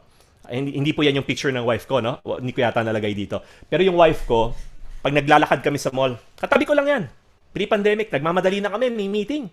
Katabi ko lang. Naglalakad kami ngayon. Paglingon ko, nawala na sa tabi ko. Pagtingin ko ng ganyan, ang layo-layo na. Tapos tatawagin ko, cut. Titingin sa akin. Tapos relax na relax pa rin maglakad. Nakakilala ko yung mga ganon. Yung mga walang sense of urgency. Di ba yung mga lumilindol, guguho na yung building, sasabihin lang yan sa'yo, di ba? Okay lang yan, let's pray. Si Dominant Eagle nagwawala na, mamamatay na tayo, pero sila chill na chill pa rin. So cool na cool yan mga yan, yung mga steady Carabao. Tapos pag-order kami ng pagkain, nako, pakilagay nga kung steady Carabao kayo. Yan, order kami ng pagkain. Tapos sasabihin sa akin, Jace, saan tayo kakain?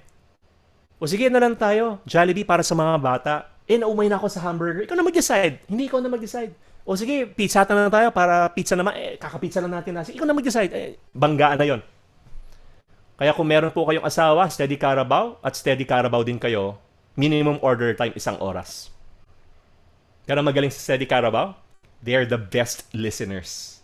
They're the best counselors. And so they're so patient. Magaling sila sa mga routine tasks. Yung tasks na paulit-ulit. Okay? And that's what I love about my wife. When we lost everything, she would look at me straight in the eyes without even saying a word, as if telling me she believes in me.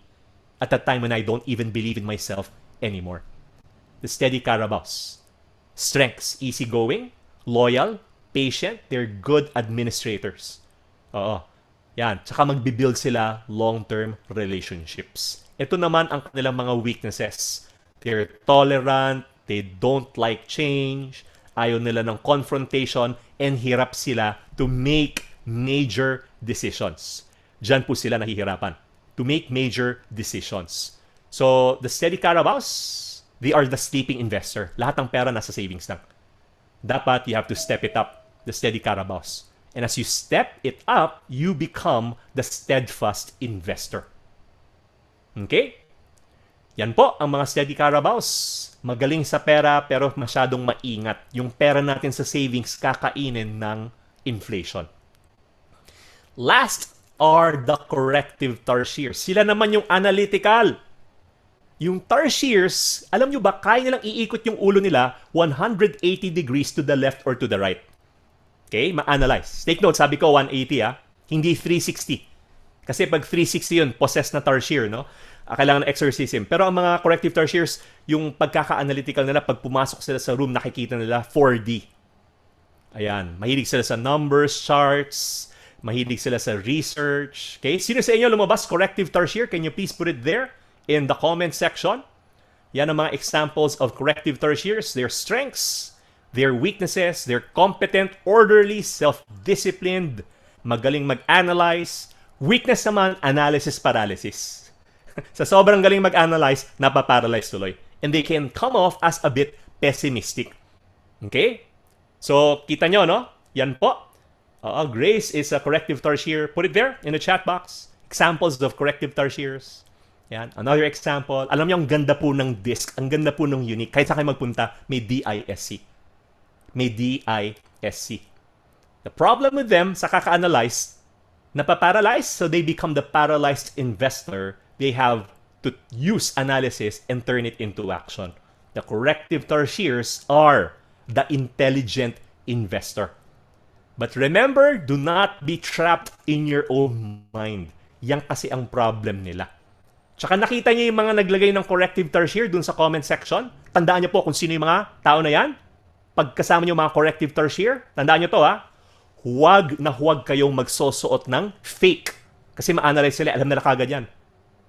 Di ba nakasuot ka ng lakos? Pag tingin nila, bakit kulang yung ngipin ng buhay? Alam nila yon. So mag-ingat po kayo. Yung Rolex, hindi naman Rolex yan, Bolex yan eh. Yun po yung 4 na personality types. Who are you among the 4?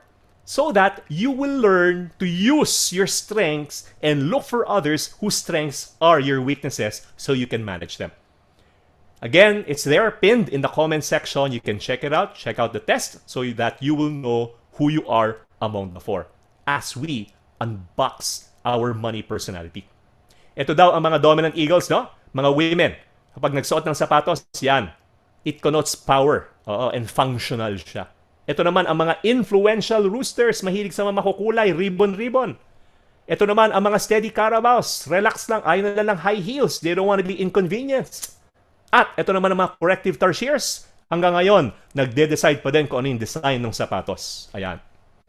Ang mga lalaki naman, kapag luxury car, ito daw ang gusto ng mga dominants. Ayan, Volvo, it connotes power. Ito naman ang mga influential roosters. Ambisyoso, Ferrari ang gusto. Ito naman ang mga steady carabao, Fortuner, okay na, low profile lang. At ang mga corrective tertiaries, hanggang ngayon, nagde-decide pa rin kung ano yung design ng kotse. So, kita nyo yung mga differences po natin. And I want to end my talk with this. And I hope you enjoyed and learned from this session. And it's an honor to be here. Remember, a generous person will prosper. Whoever refreshes others will be refreshed. Hindi ko sinasabing wag po tayo maging generous. Ang sinasabi ko kanina sa sandwich generation, matuto tayo how to be generous. Kasi pag nagbigay tayo, may good soil tsaka bad soil. Yung bad soil, pag nagbibigay ka, mga taong aasa sa atin, nakakasama pa sa kanila, nas nagiging tamad. Yung good soil, when we give, it actually produces fruit. Kasi ang calling natin sa buhay, tandaan nyo po ito, ang calling natin sa buhay, hindi maging successful. Mas malalim pa yung calling natin sa buhay. Ang calling natin sa buhay is not to be successful. Ako po, I learned that the hard way. Ito po yung business namin before. It's called Little Poon. Ayan. Kapartner ko po si Richard Poon, no? Dahil dad niya, they have a chain of restaurants called Mr. Poon. But we're still very good friends until today. And ito po yung aming mga branches. Ito po yung nangyari sa akin. Yung nalugi, na bankrupt, mukha talaga akong kawawa. I was 30-40 pounds overweight. I lost my confidence and my self-esteem. Natutunan ko yung true definition ng success. That it doesn't happen on the outside. It happens from the inside. And because of that, when I recovered, kahit paano naman po, nag-improve naman po yung itsura ko ngayon. No? Nag-improve ba? Kahit paano? Pakilagay nga po sa chat box. Ayan. Encourage nyo naman ako. Kailangan ko ng encouragement. Ayan. Ito pala yung luma kong profile pic. Ito na yung pinakabago kong profile pic. Bago ko pakita, ha, tandaan nyo, the number one quality of anyone, whether you're in business, whether you're working, is humility. You have to be humble or you will stumble. So with all humility, ito na po yung bago kong profile pic. Ayan, para makita nyo. No? Again, with all humility, actually pag tinanggal ko yung t-shirt ko, ganito yung itsura. No? Buti na lang, di tayo live. Baka hindi na ako ma-invite ulit sa inyo. Maraming salamat pala dun po sa mga fans namin ni Jody. We appreciate your support. Ayan. Okay, ito na po ang huli kong slide. Ayan, dun po sa mga fans namin. Pogi, thank you. Sabi ko, our calling in life is not to be successful. I learned this from a friend who has a farm in Bukidnon. His name is Dodong. Sabi niya sa akin, yung seed daw, when you plant it into the ground, it will start to germinate once it's exposed to heat and water. The seed is called an embryo. The food within the seed is called an endosperm. And the key is for the seed to be planted at a depth where it can bolt out of the ground so that once it bolts out of the ground, now it starts a process called photosynthesis. I know, absent po kayo yung tinuro yan sa klase. It's okay, you don't have to pretend that you know. Pero ito yung mangyari. The plant will grow and grow and grow until it reaches the proper season. What is the proper season? The proper season is when the plant cannot grow anymore because it has reached its maximum capacity. Wala nang room for growth. So the plant is still forced to gather more food,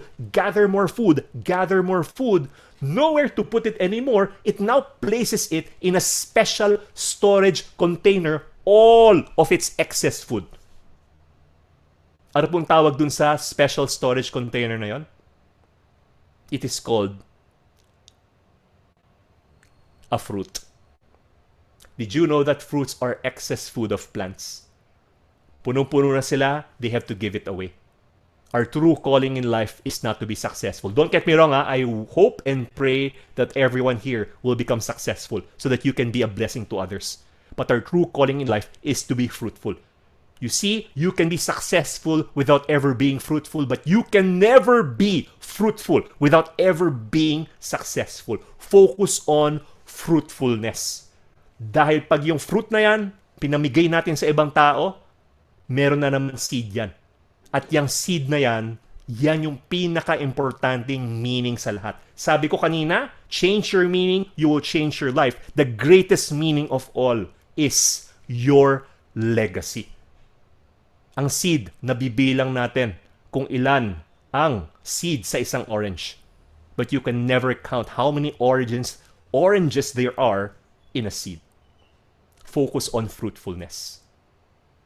Leave a legacy. Maraming salamat po to all the viewers, First Park Homes. Maraming salamat po.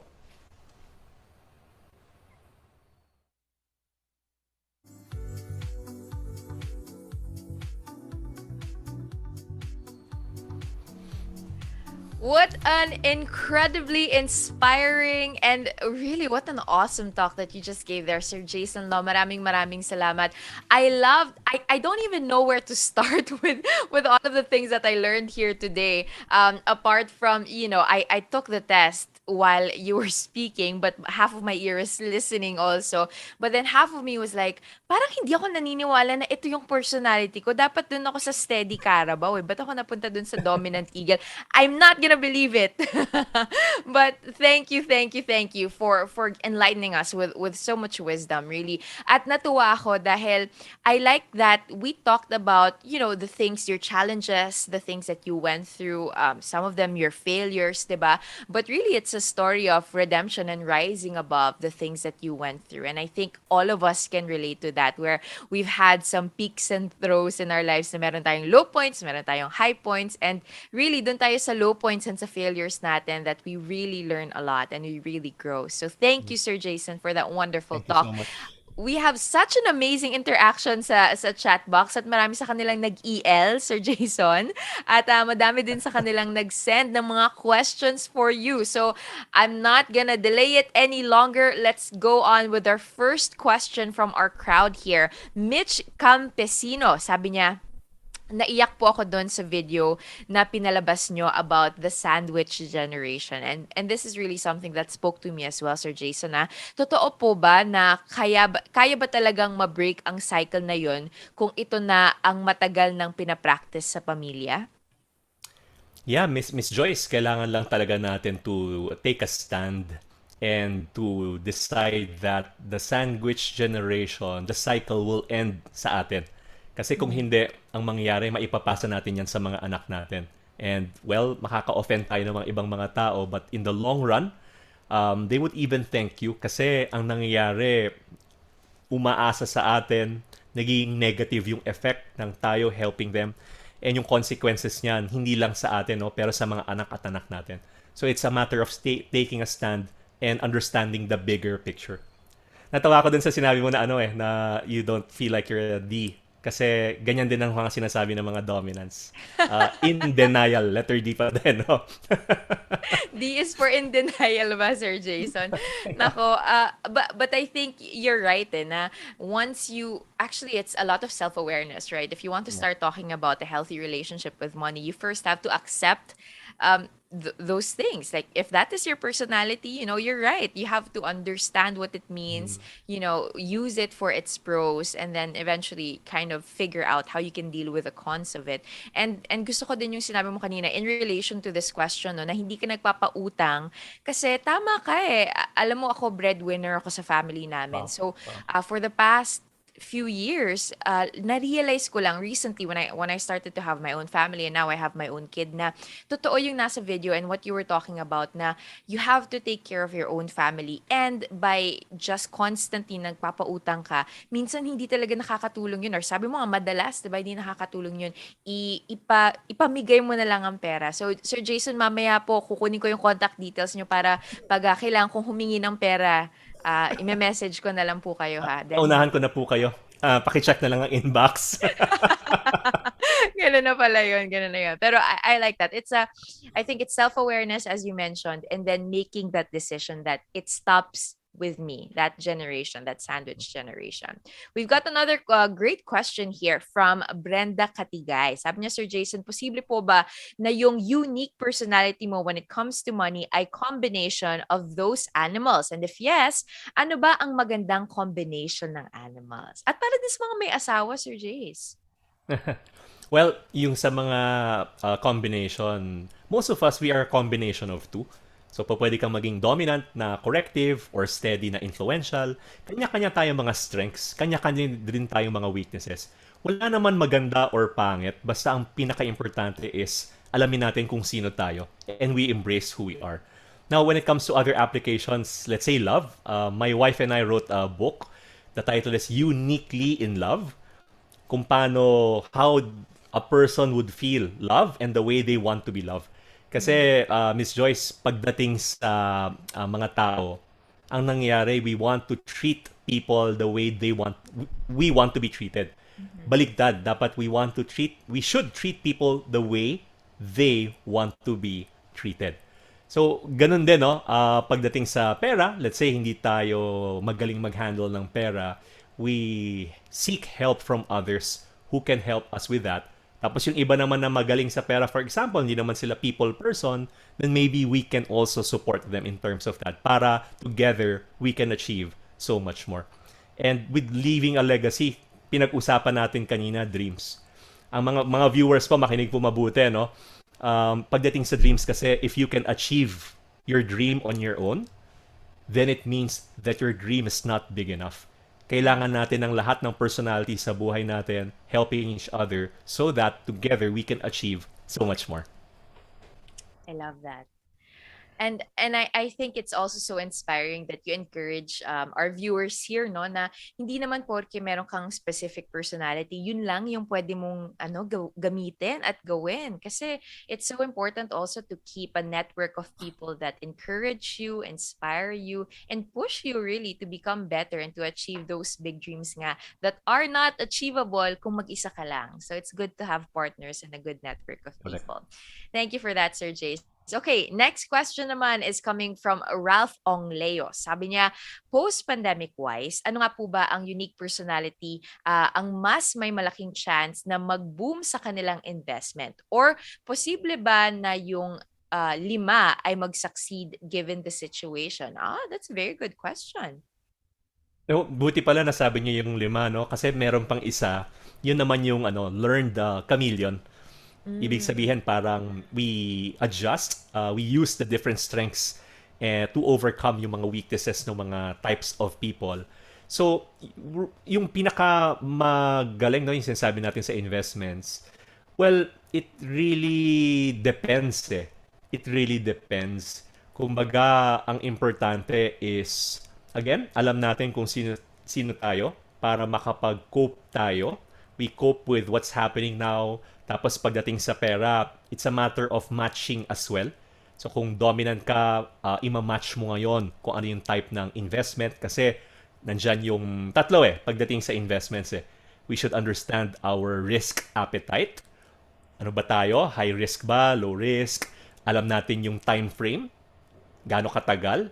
And then, yung objectives natin and goals natin yung pangatlo. So I guess, more than the personalities, we should focus on those 3 so we can adjust accordingly.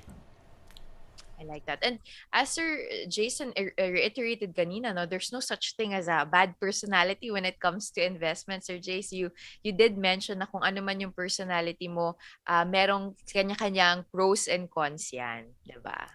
I guess, yung pinaka-bad, yung high influential, they're not really good with money. Pero kasi may iwan naman silang strengths na magagamit nila. Kung di ka man magaling sa pera, influential ka, you can seek advice dahil people person sila So ngayon naman, pag kumonect sila sa mga tao na marunong sa pera, I know one who did that, a high eye, may isa siyang friend na magaling sa investments. So dun siya nagpapaturo. I like that. Galing, galing. And by the way, guys, if you're just joining us at gusto nyo pong makita kung ano nga yung personality nyo at anong klaseng hayop kayo, pwede nyo pong i-check ang ating pinned comments dahil ang First Park Homes pinin nila yung link for Sir Jayson's little test na pwede mong malaman kung anong klaseng hayop ka when it comes to money. Okay, let's see. Another question here from Rene Enero. Ay, maganda tong question niya, Sir Jayson ha. Sabi niya, ang sabi niyo po, hindi yayaman ng isang tao kung aasa lang sa sahod. Kailangan pong mag-invest. Gusto ko pong magnegosyo, pero good investment po ba yun? Paano po kung zero experience or knowledge ka sa pagnenegosyo? Hindi ba papalya ka lang din po? Yeah. Maganda yung question niya kasi Miss Joyce, pag negosyo yung topic, ang lagi-laging tanong at I think baka ikaw na rin na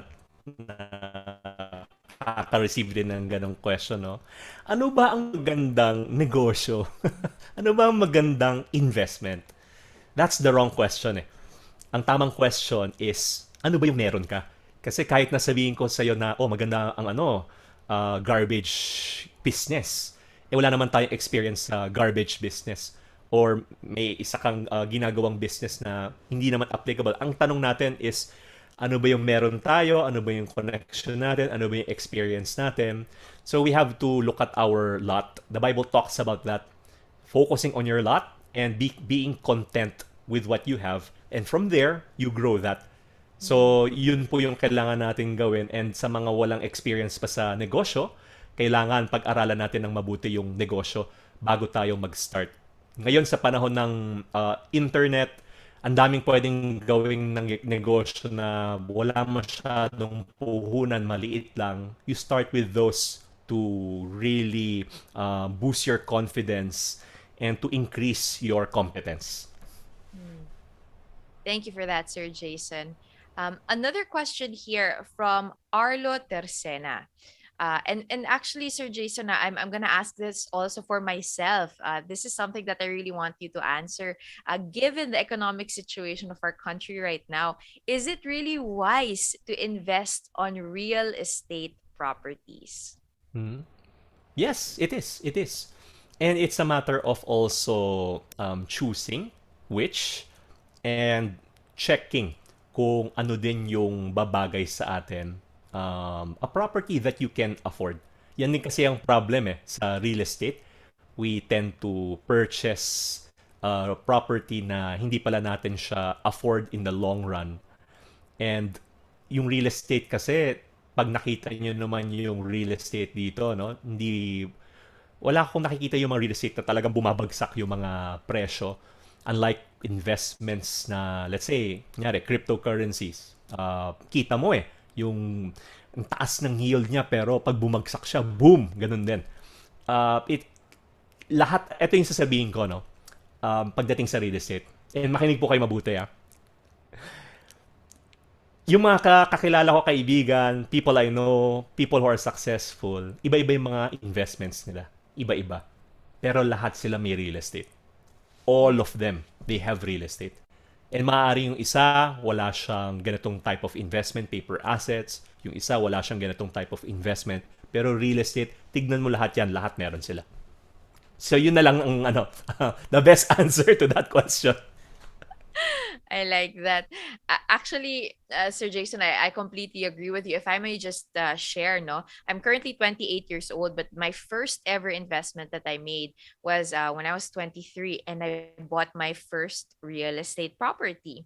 And at that time, syempre wala pa ako masyadong madaming projects. I was just working on radio, and hindi ko talaga siya afford. I mean, hindi siya yung parang madali sa akin. Ang dami kong sacrifices that I had to make. But now, 5 years after that, I own the property. I'm so grateful for it. And I praise God na I was given that wisdom na instead na, ipangbili ko ng mga luho ko, ganyan, iniipon ko yung sweldo ko every month kesa na ipambili ko ng kung ano-anong bagay. Pinapambayad ko ng mortgage. And now it has yielded so much, and it's been so useful, especially now in the pandemic, na meron akong passive income that's coming in even if I'm just working from home. As I got pregnant and now my baby's 5 months old, and I've been stuck at home joyfully just taking care of my son. But I think this ushers in a great follow-up question coming from Rex, na sabi niya, ano nga ba? Since sabi nga natin real estate is a great investment, pero alin po ba between a condo unit and a house and lot should they be purchasing? Well, it really depends. It really depends. Kung saan natin siya gagamitin siya sa mga needs natin. Ako personally, I would like house and lot better, but it really depends kung saan. Kasi yung iba, whether condo yan or house and lot, kung paano nila kung paano nila ginagamit. So are you gonna use that for an investment, for rental property? Are you gonna flip it? So those are things that they should be considering. But regardless, kailangan aralin natin yung investment, especially the company. We have to look for a company that is reliable, na kita natin yung mga projects nila. Yun yung pinaka best in terms of making a decision.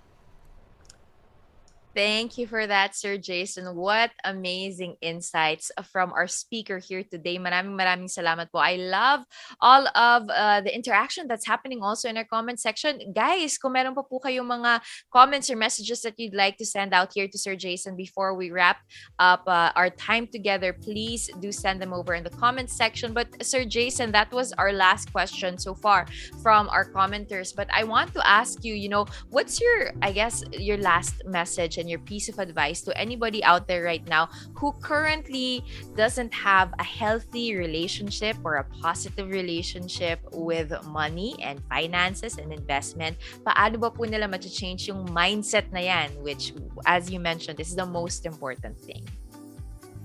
Yeah, Miss Joyce, it's a privilege to be with you here, and you just shared your experiences as well. Nakakatuwa lang, no? At a young age, at 23, yan, hindi na Miss Joyce ang tawag ko sa'yo, best friend na. So, wait for my message sa inbox, Yeah. Ito po ang pinaka-message ko sa lahat. Ito kasi na-experience ko yung maganda po talaga yung negosyo. Nandito yung natin, yung mga experiences napakaganda. Na-experience ko rin yung nasa baba talaga, na wala kaming pambili ng diaper ng misis ko. The greatest financial principle, I wrote about this also in my book. The greatest financial principle is contentment. Early in life, sabi ni Injap Sia, the youngest billionaire, early in life, you have to learn to be content even before you become successful. So that once you become successful, you're already contented. Success and contentment are two very different things. Be content but never satisfied. Ang contentment is about you. Okay? Ang satisfaction is always about other people.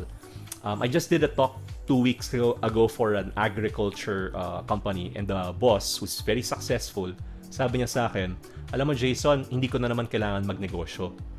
Pero ano yung purpose ko? Ginagawa ko siya para sa mga employees ko. And when he spoke, sabi niya sa employees niya, my greatest achievement of all. Akala ko sasabihin niya kung paano na napalaki yung company, paano sila nag-expand. Pero sabi niya, ang greatest achievement ko of all is itong pandemic, walang nawala ng trabaho. So be content, but never satisfied. And contentment is the most powerful financial principle. Maraming salamat po. Thank you so much. Thank you very much once again, Sir Jayson Lo, for joining us here this afternoon. An incredible speaker from his heart and experience. God bless you and take care. Grabe guys, sobrang na-enjoy ko syempre ang message natin from Sir Jayson. And I think that after watching his presentation, I loved everything that I learned from him, especially yung importance of sowing and reaping and why it's different, kung ano ba yung contentment natin sa satisfaction natin for other people. What a great way to end his message here today. And I'm sure after watching all of those things, baka ma-excite kayo lala to make investments and have a positive relationship with money. So I'm sure you also have a lot of questions about PHirst Spark Homes that I've been seeing here in our comment section. So to help you more decide on this amazing investment, why don't we all watch this video?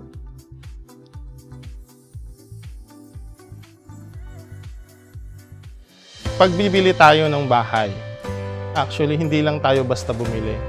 Parang iniisip natin na isa ito sa mga investment natin.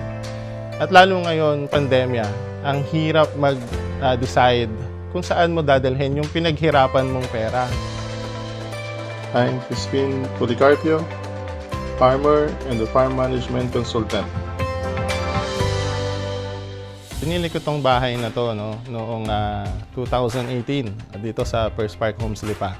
Actually, nag-start ako na maghanap ng location way back noong pumutok yung taal. Kailangan hindi na siya pasok sa danger zone. Sakto naman na pag-ikot ko sa Lipa, nakita ko si PHirst Spark Homes at pinasyalan ko. Nung nakita ko yung location, very strategic eh. Saktong-sakto yung distansya, na sa safe zone kami. Yung mga model houses nila, hindi ganun kalaki, hindi ganun kaliit. Saktong-sakto sa amin at very affordable. Hindi siya ganun kamahal. So, naabot ko yung pangarap ko magkaroon ng bahay. Naisip ko na pwede pang i-expand. So, nakita ko sobrang dami mo pang pwedeng gawin. So, maganda yung experience ko dito. Namin, ng pamilya ko. Pinakita ko sa magulang ko, sa mga kapatid ko, and pati sila, nainganyo ko na sa mga ganitong lugar sila mag-invest or tumira. Kung makikita natin, si PHirst Spark Homes, katabi ng school, malapit sa hospitals, malapit sa mga access roads. Ultimo, Barangay Road, parang expressway sa ganda. Walang lubak, as in sobrang smooth. At ang nakakatuwa pa dito, katabi nito ang isang golf course. So yung mga meetings ko, hindi na ako pumupunta out of town or sa Manila. So nakatulong to ng malaki sa akin, sa oras, at saka sa pagpaplano ng mga meetings natin. Nakapag-decide pa ako, ongoing pa yung pangalawa kong una unit. Napaka malaking tulong nitong PHirst Spark Homes. Tinugunan niya yung pangarap namin magkaroon ng bahay. Saktong-sakto pa para sa isang magandang investment.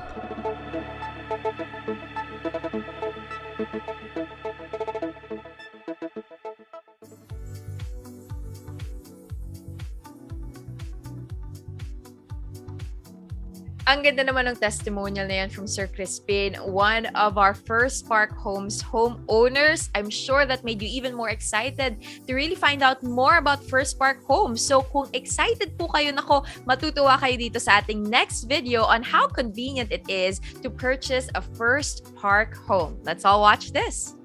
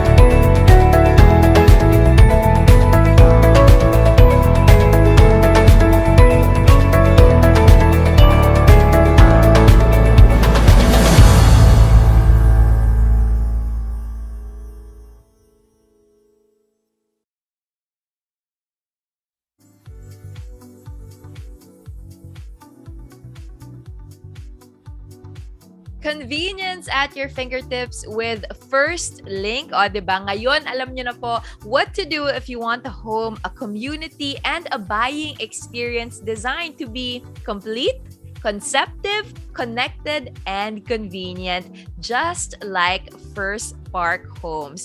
Maraming salamat po ulit for joining us here this afternoon. And if you are interested and you'd like to know more, please don't forget to check out First Spark Homes in all of their social media assets. And of course, tignan nyo na rin ang kanilang website. And of course, pwede rin kayo mag-contact ng ating mga property specialists. You know what, you guys? I had such an amazing time spending this afternoon with each and every one of you. I was so inspired by the talk of Sir Jayson, and really natuwa ko sa interaction natin here online. Maraming salamat po ulit. And of course, I want to say hello and goodbye na rin kaya na James, kina Madeline, Victoriano, Riz, and Rebecca. But hopefully, this goodbye would not be the last time that we get to talk again. At sana, the next time that I see you, we all have our First Spark Homes soon. God bless you guys, and spend the rest of the afternoon and of course this weekend well. Maraming salamat for joining us here. Paalam!